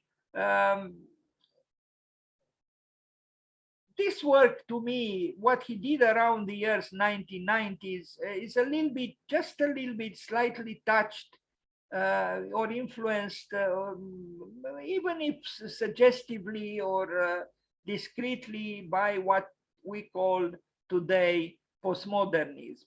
And in my opinion, postmodernism was problematic. But I understand at the end of the 20th century, when I was living in New York City, there was a lot of malaise. A century was ending, a millennium was ending, 1,000 years were coming to a close, and there was some fear and some nostalgia. I remember I attended a symposium at Columbia University in New York called Afterwards, which was taking exactly at this time, around 1993, 1994, 1992. There was an anxiety, an angst in the world. How are we to end 1,000 years? How are we to end a century? How are we to enter a new millennium and a new century? So architects, and not only architects, looked backwards to history to find some support, some encouragement. And unfortunately, postmodernism, in those few years when it was, influential, permitted sometimes a dialogue with history which was not very convincing, because there was no time to digest history. the way, for example, Louis Kahn did. Louis Kahn digested history, but the postmoderns were probably also pressed by time. So sometimes they became too literally quoting from history. Well, this work by Dan Hanganu is good, but it is, in my opinion, a little bit static, and a little bit, just slightly, a little bit historicist, descriptively. But this is my subjective understanding or reading of it, and other people could have other opinion. It's a good work, but a little bit too, comfortably so, or to speak. I prefer some other works by him. But I welcome again, not only his ability to accommodate modernity into the body of an existing monastery, because this existed prior to his intervention, but also the generosity and the vision of the clients, who understood that they cannot remain stuck into the past, and they are supposed to welcome, the present and the future. And you see the artworks here, the stained glass windows are modern, but not in an irritating way. And, I wonder why the church in our country doesn't understand this, that you simply cannot be dogmatic. You have to move forward. Otherwise, you remain stuck into a very regrettable paralysis, not just of culture, but also of architecture, but of faith itself. True faith, in my opinion, is not dogmatic, and it cannot be dogmatic. In a way, what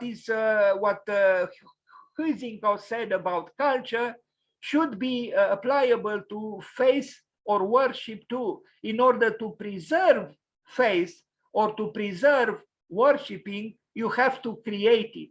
And in order to create it, you have to bring in the new of your time.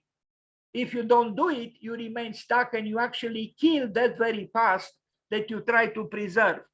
Here you see, it's an architecture that is, I mean, the more I look at the work of Dan Hanganu, the more I envy him in a joyous way, kind of, for the beautiful programs he worked with, because these are indeed beautiful programs. He was born in Iași, I think, and I thought, I even wrote the invitational text to transform Iași into the spiritual capital of Romania. If Bucharest is the economical, administrative, political capital of Romania, to have Iași the cultural capital of Romania, to be a city dedicated to vita contemplativa. And this is a man who came into the world from there, and now in Canada is kind of promoting something of the spirituality of Iași, of vita contemplativa, because I don't think it's an accident that Dan Hanganu worked with several churches and now with the monastery. Okay, you could say it just happens, but some things that happen in life, they are more than just accidental or accidental happenings in one's life. Yes.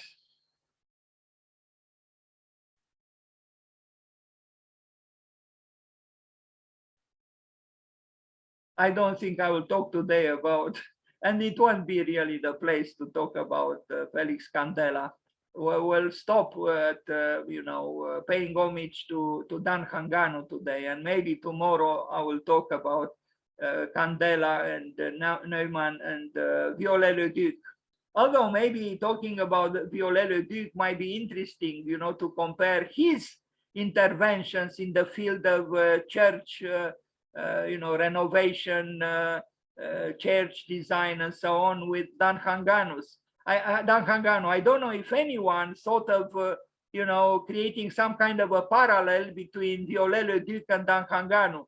There are differences, of course, great differences, but there might be also some similarities in this hybridity of the approach.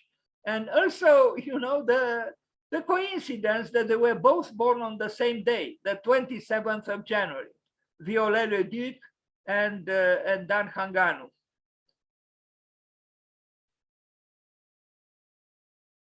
Bernard Tschumi was amused by the fact that I made a presentation once about Boulez and Auguste Perret.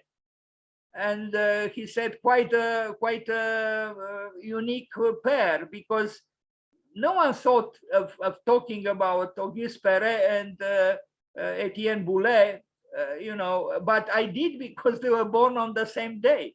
So you see that the capriciousness of fate when one is born does bring in interesting conjunctions. Like today, I was supposed to talk about Dan Hanganu and Neumann and Viollet-le-Duc and Felix Candela.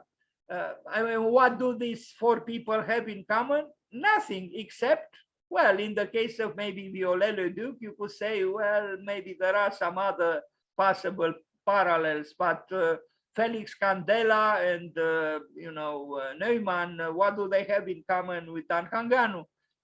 Well, this simple fact, and which is about the capriciousness of fate, of time, that they were all born on the 27th of January. There was nothing else. A sketch, sorry, I don't know. I'm sorry. Something tragic happened here by mistake. I pressed the wrong button here, and this really agitates me terribly, because I'm supposed to go. It's terrible. Please forgive me. I pressed for the last images of the work. It's terrible. So forgive me. I'm actually in almost complete darkness, and I didn't see I was pressing the wrong button. So now you saw the whole presentation in reverse. I'm sorry.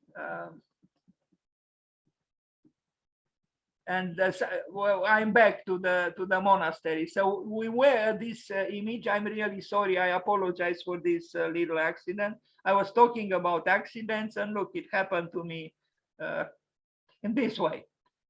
So here we see some renderings by Dan Hanganu, some pencil drawings for this program, for this building.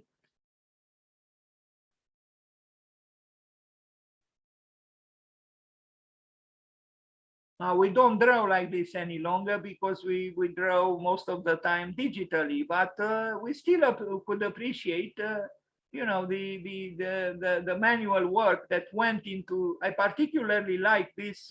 I found this image on the web. On the left, a fragment of the structure as he proposed it, and then on the right, a rendering of this by him, you know, with the colored pencils and so on, showing clearly, you know, his sensitivity and his, you know, artistic approach to certain aspects of architecture.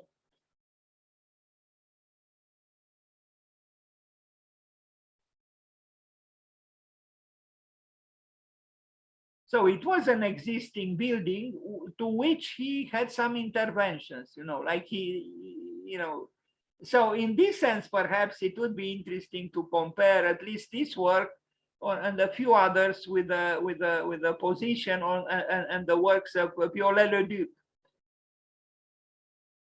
You know, when you plunge into the culture, the beautiful, complex, long, varied culture of architecture through, you know, time and through space, you begin to discover possible analogies, correspondences, conjunctions, disjunctions. And that's why I keep saying, and I keep inviting the students, you know, with the words of Vladimir Ilyich Lenin, learn, learn, learn, you know, because it's through learning that you first of all, you become more relaxed in a way, because the more you accumulate, not in terms of, you know, accumulating facts, but the more you immerse yourself into the vastness of culture, you are able to see possible correlations. And I remember that Frederick Kissler, also born in former Romania, well, at that time was part of former Romania in Chisinau, taught at Columbia University in New York a course called Correalism. Correalism. This is a beautiful word, to correlate.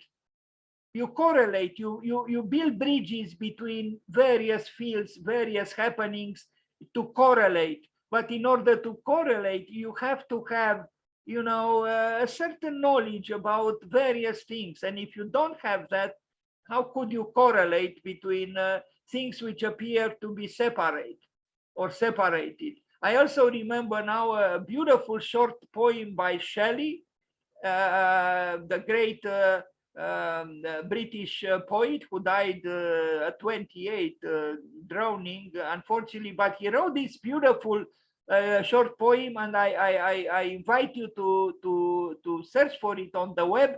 It's called Love's Philosophy. It's very short, and in this very short poem, Shelley expresses what love does. It unites things. It unites the mountain with the sea, the plain with the hill. But he asks himself at the end of the short poem, what do all these kissings, you know, the kissing between the mountain and the sea, the kissing between the hill and the valley, what do all these kissings mean if thou not kiss me? Meaning, you know, his lover not kissing him. And in very few words, I think he expressed this beautiful conjunction, you know, the wholeness of life in a way, you know, where Dan Hanganu meets Viollet-le-Duc, not just through the coincidence of being born on the 27th of January, different years, of course, but also through maybe some similarities between their approaches to design, to renovation, and so on. Anyway, the Museum of Archaeology and History, this one we already saw. I obviously have to do another presentation because this one is a little bit illogical. We already talked about this, unless I pressed again a wrong button here, which is also possible. But let's look in this rather, you know, irrational or non-linear approach to his work. Let's look again at this work. You remember what I said about the height of this canopy, you know, which is any functionalist would protest, but its function was not just functional, was also aesthetical and maybe even metaphorical. I don't know. It's almost like this is like a wing of the building, you know, not a very small and impressive through size wing, but still a wing. Here we see other pictures of this early work by Dan Hanganu. We saw the plan. I talked here about the erosions of this building, which connect well with the function of the building, the archaeological function. We saw this. God, I hope I don't have. Here we see though the other building he designed, which I really liked. This building was also designed by Dan Hanganu, and this one is different from the museum. I don't know what its function is, but I think I have here later a more detailed presentation of it. It's a building which I think has some of the qualities of that Théâtre du Nouveau Monde that he did, you know, an unpretentious kind of modest building, but with small expressions of desire. If I am to call them so. You see it better here.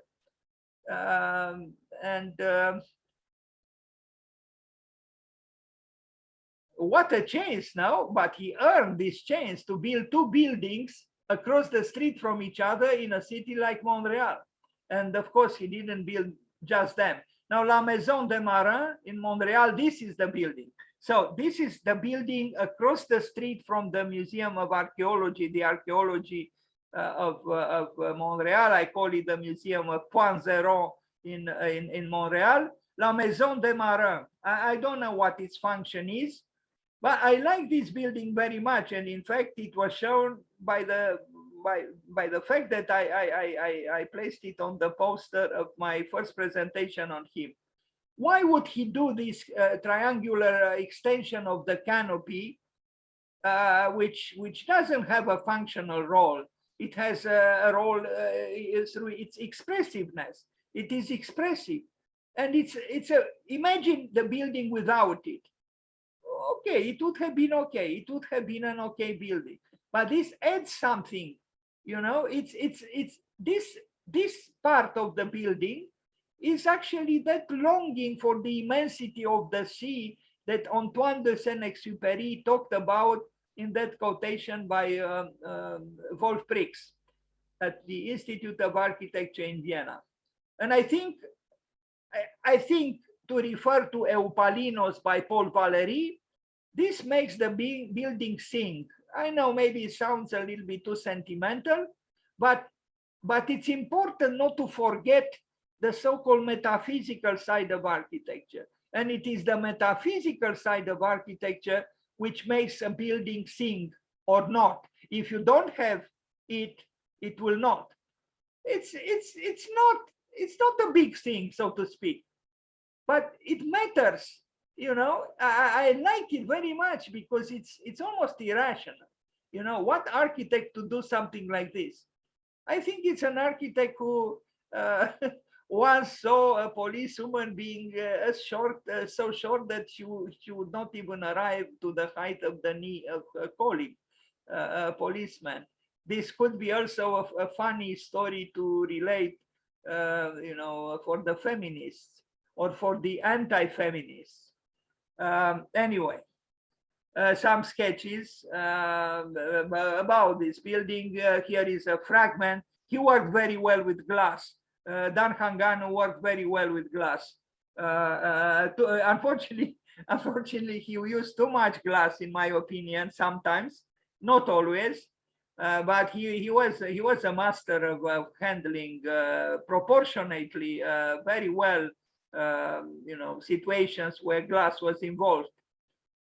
But I like the fact that he didn't cover the whole building with this kind of glass treatment. He also used, you know, the old piercing of the wall, because he worked with a difficult context, with an existing building where he added something and created some changes. You see how the building looked like in the past and how he transformed it. He transformed it. It's exactly about what I was just mentioning: tradition and betrayal or treason. You know, he respected the old building, but he also introduced some changes. So you had the break and the continuity together. And this is difficult to do. It's very difficult to do. It would have been very easy to completely ignore the past of the building and create a totally new building, even if you kept the structure to hide it behind a new facade and so on. No, he continued in significant ways how the building looked like, but he modified it as well. And I like the simultaneous presence of these two pictures, because we see his strategy.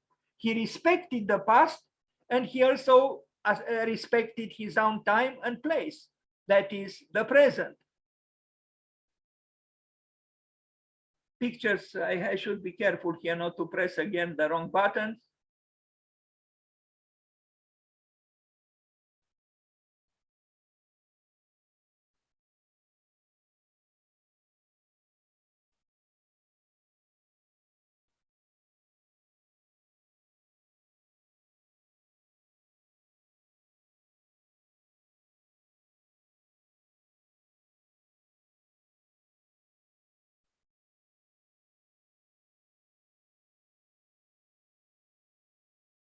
There are complexities at the interior as well, as we can see. And more I realize the reasons why Kenneth Frampton admired Dan Hanganu. Here we see his other building, you know, across the street through the glass of this building. We see that, you know, elevated canopy on the tower, the tallest part of that building. Now, the Anglican Theatre in Quebec. This is a church. Yeah, it's a church where in ways which would have irritated the Orthodox Church in our country, he transformed it into a theater. So the church became a theater from 1999 to 2003. So he built it 20 years ago. We see, so he was handling an existing building and changed its function. You know, some people will say, well, he desacralized it. But here we have to remember that initially art and religion were one. I searched for the oldest etymology of the word art, and in English was like this. Actually, not in English, it was the translation from the Proto-Indo-European language. Art equals bridge equals God. And even Ingmar Bergman and even Auguste Rodin said the same thing. At the very beginning, art was a form of worship. It was through art that you worshipped God.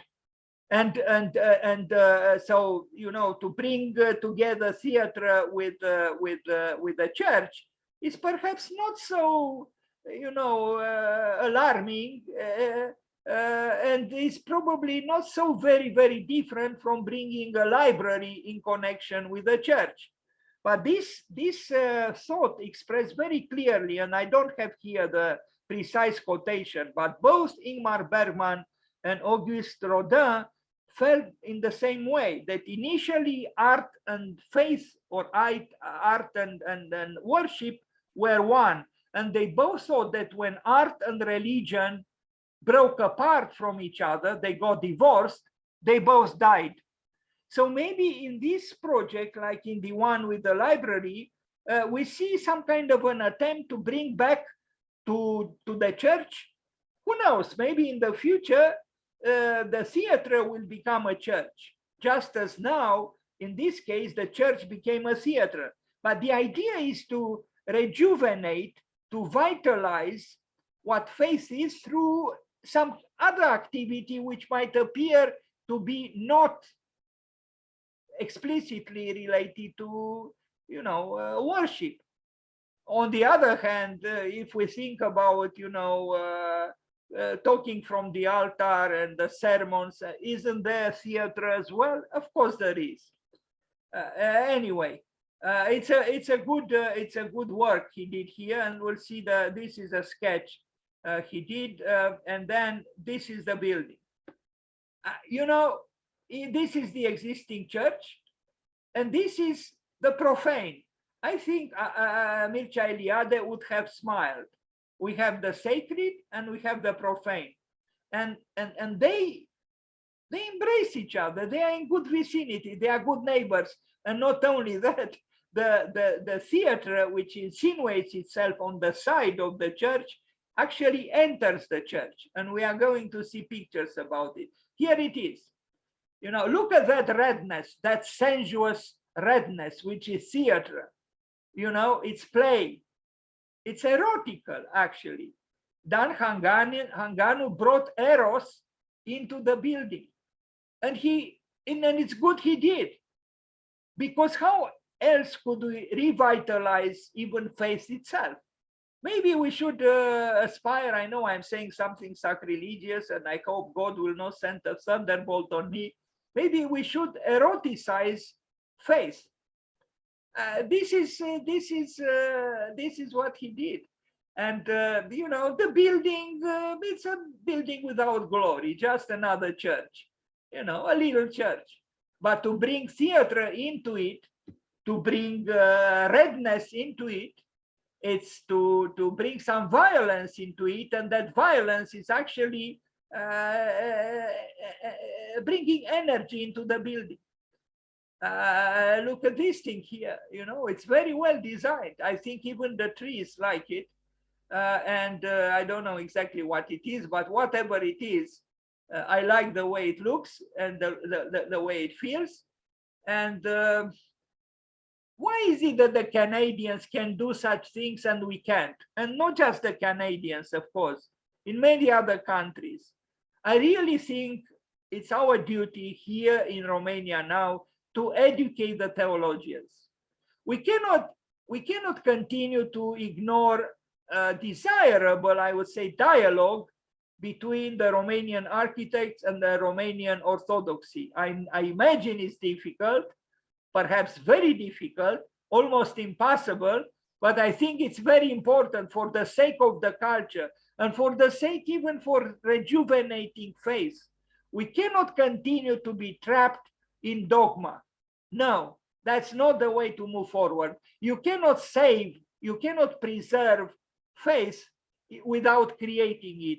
And in order to create it, you have to ask for advice from Dan Hanganu.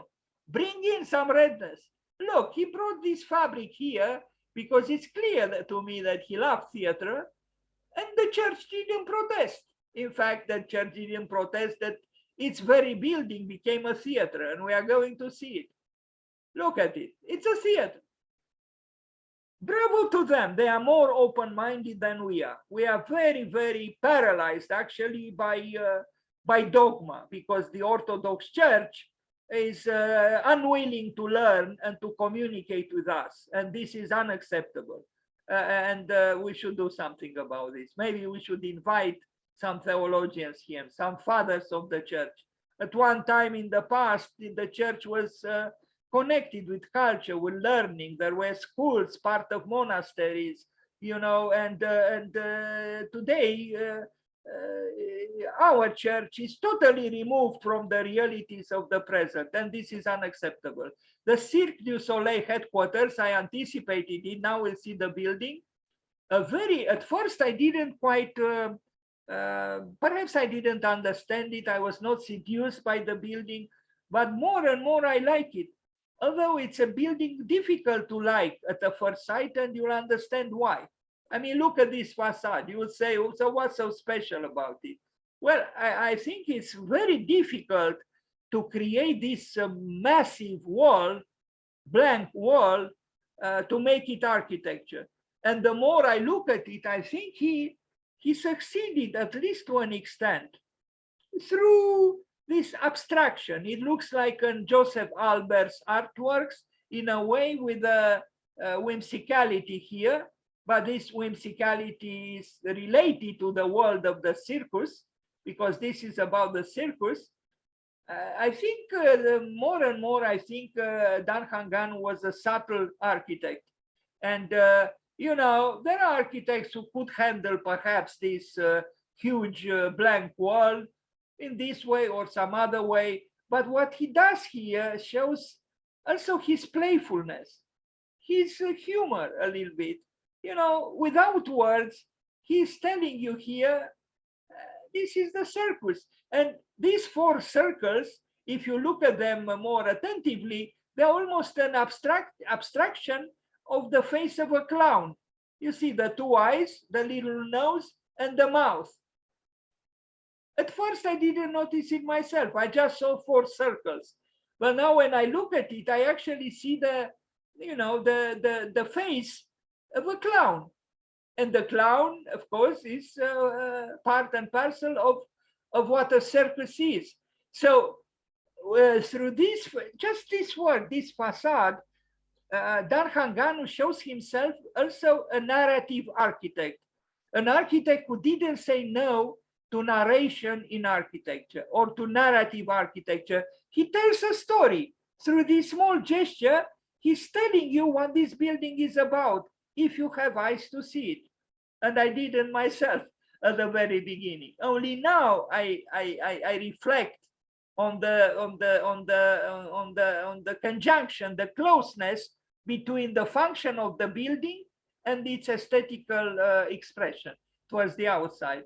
Otherwise, the building, of course, it's a modern building, it's a large building, it's an administrative building. There are offices here, but you see, in a subtle way, maybe unnoticeable at the first sight, he's saying more through this building than we would commonly. And in fact, if you look at this picture, you would relate it with the world of the theater, and the Cirque du Soleil was and is about this. Now, the School of Design, University of Quebec at Montreal, 1995, a sketch on yellow tracing paper, no doubt. And here is the building. I somehow feel tempted to also think a little bit of the Macintosh Glasgow School of Art, especially when I look at these windows. I think there are subtle references to the history of architecture and to the culture of architecture in his work. Very discreet, subtle, but being so, they are even more precious, I would say. Whoever sees this building would not think immediately of Charles Macintosh in Glasgow. But when I look at these windows, which are not used typically in his work, I feel tempted to see some possible connection. I hope it's not artificially imposed on the building.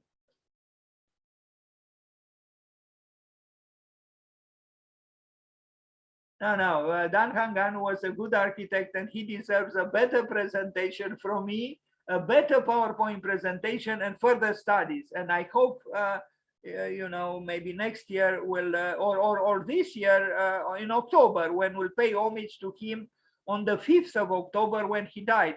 Look at this entrance. The entrance is always the space of negotiation. You modify something because the entrance is important. And you know, he does that here. You know, again, a certain level of erosion, as I call it, a certain level of fragmentation, of instability, if you want. But instability has to do with the threshold between the inside and the outside, which the entrance in any building is supposed to mean. Cirque du Soleil.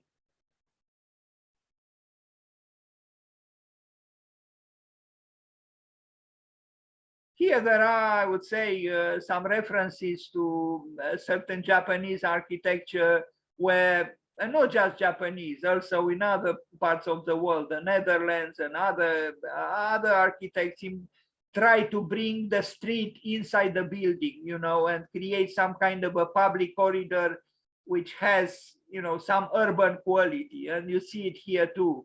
And this amplifies, now we have the pandemic, but in more normal times, you know, these spaces would be filled with people and very conducive to dialogue, to conversation.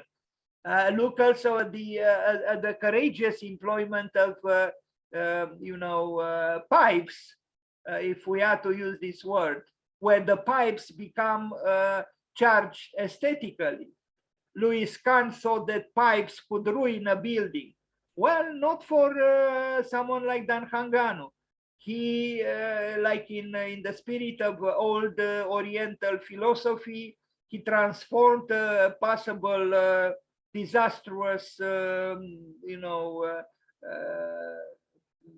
element into something positive. I don't know what exactly the function of these pipes are, you know, but they are aesthetically also employable and employed by him. So, you know, you know, the prosaic parts of architecture could become poetical if they are employed accordingly.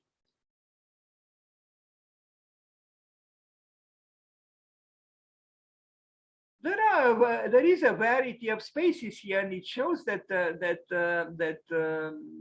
Dan Hanganu was not indifferent to the publicness of architecture, you know, and the public spaces of architecture are the places where you know, the individuals meet, and as such they cannot be linear spaces. They have to be catalysts for dialogue, for you know, interplay, for participation. And I think he does that. The Permacon headquarters, 2005-2007, it's a small building, but look at this facade. I employed on a poster I prepared for today, front elevation of this building. you know, just like that canopy, you remember, of that building across the street from the Museum of Archaeology, of the Archaeology of Montreal, he employs small gestures of betrayal, as I call them. Is it necessary for this element to extend to here? Of course it is not in functional terms. It's capricious, it's aesthetical, but it expresses, I think, a desire for becoming, because a building is not just about being, it's also about becoming. It's about process, it's dynamic. So the process of becoming or suggesting the becoming, because the building is not going to walk now, no? But this small gesture, I think it's poetical actually in its nature. It's silent, it doesn't use your words, and it appears like meaningless capriciousness, but I don't think it is so. No. There is also a musicality of the placement of the windows here. It's not so well seen in this from this angle, but I hope I have a picture, a frontal picture of that elevation. It's another good work. Yeah, here it is. You know, with simple means, Dan Hanganu is able to create the elevation of a building which is not dogmatic, which is not static. Look at these windows. You know, they are vertical. There is a certain spacing between them, certain variation. So it shows again that Dan Hanganu was not a dogmatic architect, was not. And you know, this thing which extends here in a subtle and silent way is telling you the entrance into the building is here. And this is the narrative power of a good architecture. Silently, without words, without demagogical gestures, it's suggesting to you even the prosaic aspects of building, its functionality, you know, and if you relate form with function in this way, you get a good architecture. And he did a good architecture. You know, look at this, you know. I find it, sorry for this word, delicious. You know, it's just a small accidental gesture of non-conformism, if you want, but that is important. Now, Jean Briand Pavilion 2013, I like this work. Of course, this is 2013, so 4 years before he died. He was 25 years old. No, 75 years old, or 75 years old when he created this work. I showed it to a friend of mine in Austria, an architect, and he dismissed it. He said, yeah, this was not done by Dan Hanganu, was done by someone in his office. I doubt it. No, it was done by Dan Hanganu. Now, if someone in his office worked on it, that might be possible. But this is a work by Dan Hanganu. In 2013, 2014, you know, already the aesthetics we already had upon us, you know, the phenomenon of deconstruction, the destabilizing of structure, and any architect who is alive is aware of the evolution of architecture. But this is done with skill, with modesty, with the poetics of, you know, it's just a pavilion, an exterior pavilion. It doesn't have even enclosure. But I think it's very skillfully done. I like this building very much, and I do call it a building, and I do call it architecture. It is architecture, of course.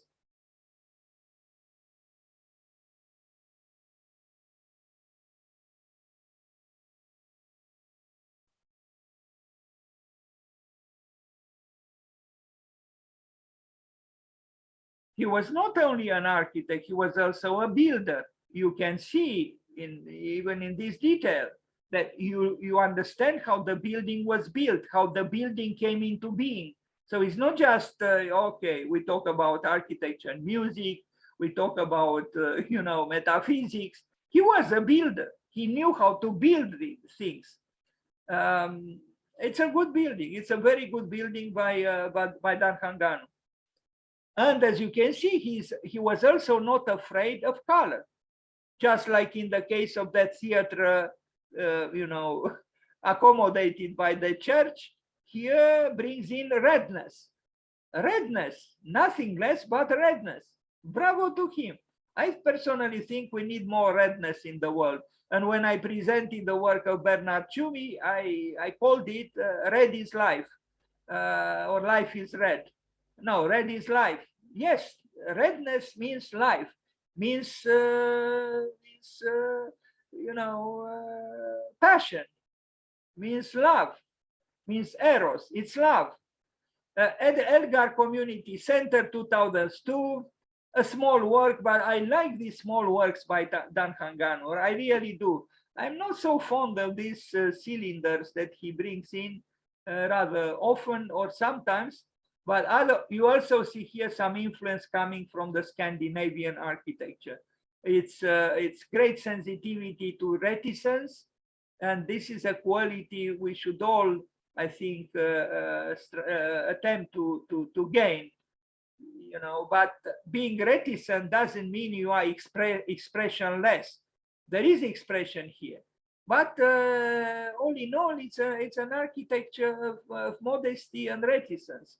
The inside, again, it's a pleasant. I think Dan Hanganu was an architect capable of creating humane environments. You know, and we have here so-called accidents, cultural as they are, again, you know, and again, we cannot say no, we cannot turn our back to, you know, sculpturalness or the capriciousness of art. No, no, where it is possible, I think we should always welcome it because it animates the building in sensitive terms, and this is important. You know, if we remove this thing from here, will it be the same building? Maybe to a large percentage, but not totally, not totally. It has its meaning, and it's the signage in front of the entrance. Now, La Capitale head office 2012.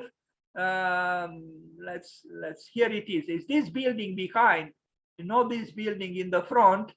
It's a large building actually with a very emphatic top. Again, I'm not so sure about the employment of such huge surfaces of glass in a climate like Canada has, but if they didn't protest, I guess it's okay. If they had the money to pay for all the artificially needed, the artificial energy that was needed. What is happening at the top is, although he was apparently against acrobatics or the acrobat, I think the acrobat is showing his presence a little bit, or more than a little bit, you know. Maybe there is the athlete, but there is also the acrobat at the top, and you are going to see more of it when I show other pictures of this rather big building. Here are some sketches again on tracing paper. I wish we had again yellow tracing paper in the world with that yellowness that existed, you know, many years ago. When now you can find yellow tracing paper, but it's a very vulgar yellow. And whitish tracing paper is not the same thing, or maybe I'm just nostalgic. Now look at the top of this building. You know, it makes me think of his chairs. You know, there is a lot of theatricality here at the top. I mean, it almost seems that by the time when he built this building, Dan Hanganu became more and more exalted. You know, it's maybe more and more aspiring towards the sky, towards the heavens, towards the beyond, with a lot of glass. Yes, yeah, it's an you know, an office building, rather large, and it's okay. It's not one of my preferred buildings by him. I prefer the smaller buildings, but it's still a building which obviously stands out. I wish he used more color here to bring in some red fabric or whatever. glass, glass, and again glass. When are we going to renounce the fascination with so much glass? But what we see here, again, I admire his ability to employ this kind of so-called international style design into his buildings in a very convincing way. I think he was a very, a very careful designer, and there was yeah, discretion in the way he handled even this. You know, you would say, okay, it's just a piece with glass and a metallic frame, but the way he proportioned them, I think it shows refinement. I don't know about here, you know, I mean, how tall is this? I mean, this is probably, you know, like almost, 3-4 floors high building. What is this thing here at the top, you know, so exalted? And what is so exalting in this building to make it almost, church-like here in the corner? I don't know. But on the other hand, if we look at the building across the street, which is so morosely without any kind of aspiration for the above, maybe in contrast, this building is protesting. It's saying, hey, you across the street, wake up, wake up. It's time to wake up and look at the beauty of the merveilleux nuages, as Charles Baudelaire would say, the passing clouds, which are indeed always beautiful. And yes, now we have the green on top. This is the year, not too far away from our time, less than 10 years ago. It's here, you know, what is this, a chapel or what is it here? You know, it looks like a chapel, doesn't it? But I don't think it is a chapel. I don't know. Anyway, now Marc Favreau Library in Montreal. It's another good building by him. And again, I actually think that he was the right person for Canada, and Canada was the right country for someone like him. Although, as I said, he protested, he expressed to Kenneth Frampton the desire that he worked in New York City or in the United States. And Kenneth Frampton told me that actually he advised him not to, and he told him that he would not have had the success he had in Canada, in the United States. And I think Kenneth Frampton was right.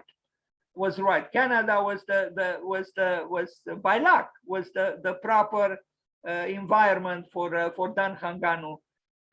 Again, you know, we see this cylinder thing here, structural as it is. In my opinion, is a little bit too over-dimensioned. The diameter of the cylinder seems to me a little bit too big.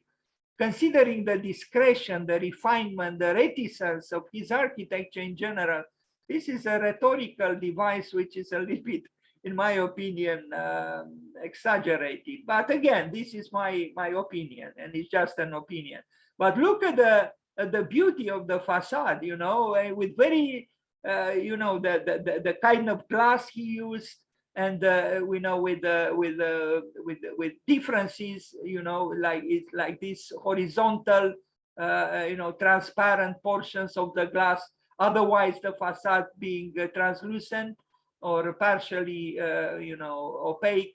And then the completion, this is also something that he was good at, you know, to complete mentally mostly, but visually too, perfect, in this case, rectangle, by adding something at the top, which is rather, you know, aesthetical, if not, not necessarily functional.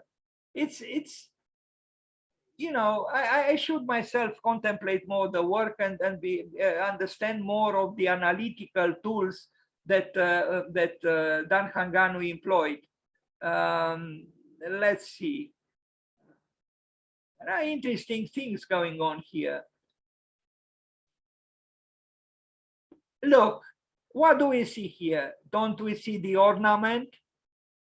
I keep saying to myself and to others, we have to bring back the ornament into modern architecture. Whatever Adolf Loos might say, and many architects today do so, and so did Dan Hanganu. This is clearly ornamental, and without it, the building would have been less. So those who think today that you cannot separate ornament from structure are correct, and not just Patrick Schumacher, but many. You have to have both, but it doesn't mean that the ornament is just, you borrow it from books on ornaments from the past and hanging on the facade. No, you create an ornament for a specific building, and this is what Dan Hanganu did in this building.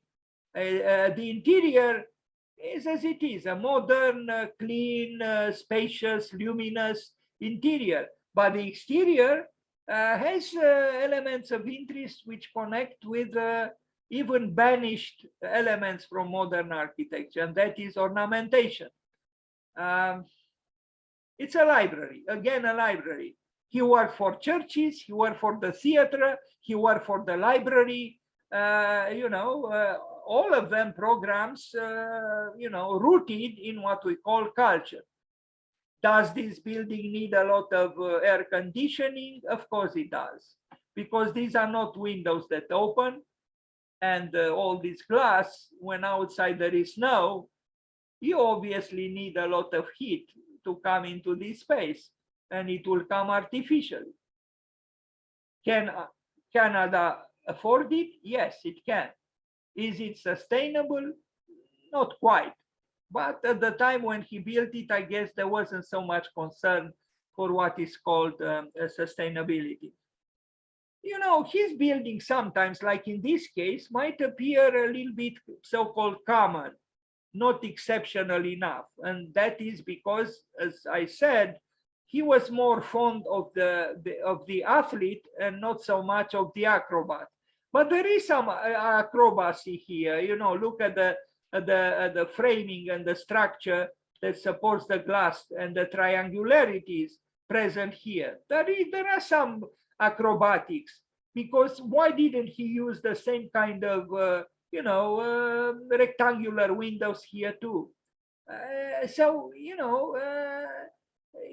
think he was a complex man, and for various situations, he employed various architectural strategies. I don't know if he designed this thing here. Maybe he did. After all, we saw a certain liking for the burlesque in those furniture designs that I showed. We see how those ornaments outside look from inside the room, from inside the space, and they do animate the, both the exterior and the interior. I admire the reticence of these, translucencies here. It's so discreet. It's poetical. I call it architectural poetry. And then you move forward by contemplating the building, and you see something else, where again the ornament plays an important role. This is, I think, something we should not overlook.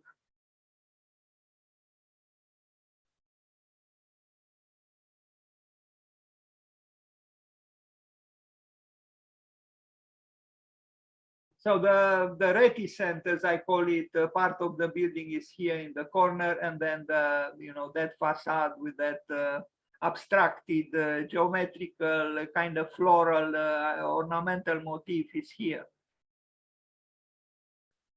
Interesting also this rift here, this schism between these two sides of the building. This cut into the building. This reminds me a little bit of some other architectures, from Carmen Pinos in Vienna to others. We should be proud that Dan Hanganu was born in Romania. His architecture is not, it's not always a wow architecture. It's not, but that's actually a quality. It's not a defect. Yes, here there are some artistic interventions, obviously done with his knowledge, maybe some of his artist friends. I don't know if he designed this, but you see the rebelliousness of art is present even here in an environment which is otherwise animated by a sense of order and measure. We saw this.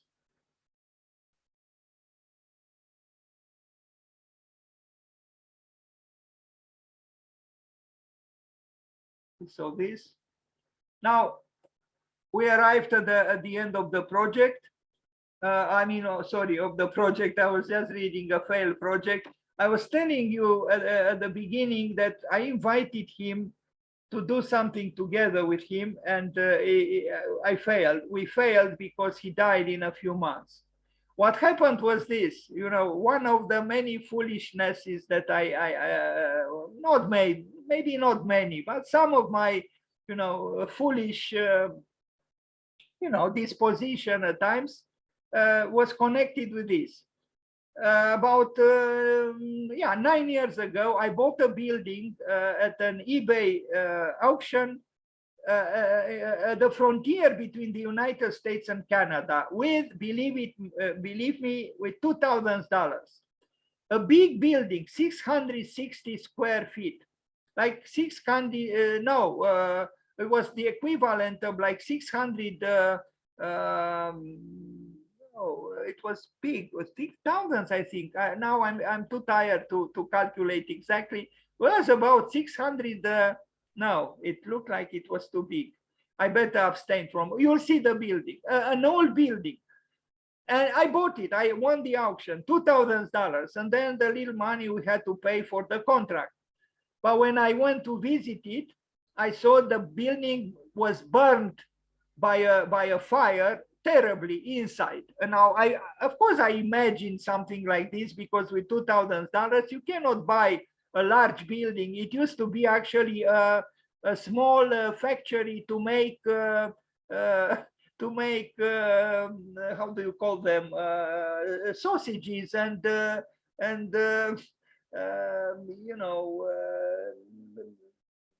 now I can't for kind of sausages, so for the food industry. And it was a big fire there, and it burned the building inside, but from the outside I couldn't see it, and I only saw pictures from the outside on the auction site. Anyway, I bought it, and then I left the United States. I didn't have money, even those money were borrowed by my daughter from a bank to pay for the damn building. So I renounced it. I said, okay, we lost $2,000 and something. I came to Romania, I came to Europe. But in 2017, in the spring, I had the idea. I said, maybe Dan Hanganu would help me build something there, because the site is exceptional, and you'll understand why. And I wrote to him, I showed him pictures of the thing. Why Dan Hanganu? Because this site was at 1 hour and 15 minutes from Montreal by car, truly at the edge of the frontier between the United States and Canada. It was in the United States, upstate New York, but very close to the frontier to Canada, and Montreal is very close to the frontier. So I said we could create a, the House of Culture or some kind of a atelier, to invite students and architects from Romania and other parts of the world in an exceptional setting, 5 miles away from an incredible falling water, and also about 5-8 miles away from the famous New York, how do you call, national park, with a ski resort and so on. The name of the town, Malone. And this is the building. This was the building which I bought with $2,000, extending over the river, Salmon River. You could have fished salmon from the rooms. I love this fact that the building was between the earth, the sky, the road, and the river. This, the Salmon River. Those who built this building had even some very powerful and long steel beams extending. Maybe they intended to extend further the building over the river. Here is another building from the street. I love this building. I still do, and I regret madly that I didn't have the money to invest in it and to develop it. I mean, even in this stage as it is, you know, I don't see the disaster inside. I have countless pictures because I was there entering through this. The town of Malone put some sign that it's dangerous to enter because the structure is very fragile. And we entered, me with my daughter, we entered through this and we saw what it was about. So this is another image of the building. Then this one you already saw. I am nostalgic now, and I really suffered that I lost this building because 2 years ago, no, in 2017, the administration of the town, Malone, told me that if I don't take care of this building, if I don't invest in it or develop it or do something about it, they will sell it at an auction because I didn't pay the taxes. Look at the side towards the river, a large building. I imagine here having a beautiful atelier, studios. I began to buy certain things, you know, like furniture at auctions and, you know, all kinds of findings. I still regret. You see here the chimney. You know, it was this was manufacturing sausages and you know, how do you call those things that you eat at McDonald's? That fast food thing. Anyway, I lost it. So Dan Hanganu wrote to me. He said I think he liked these pictures and he liked the building. I invited him to do something.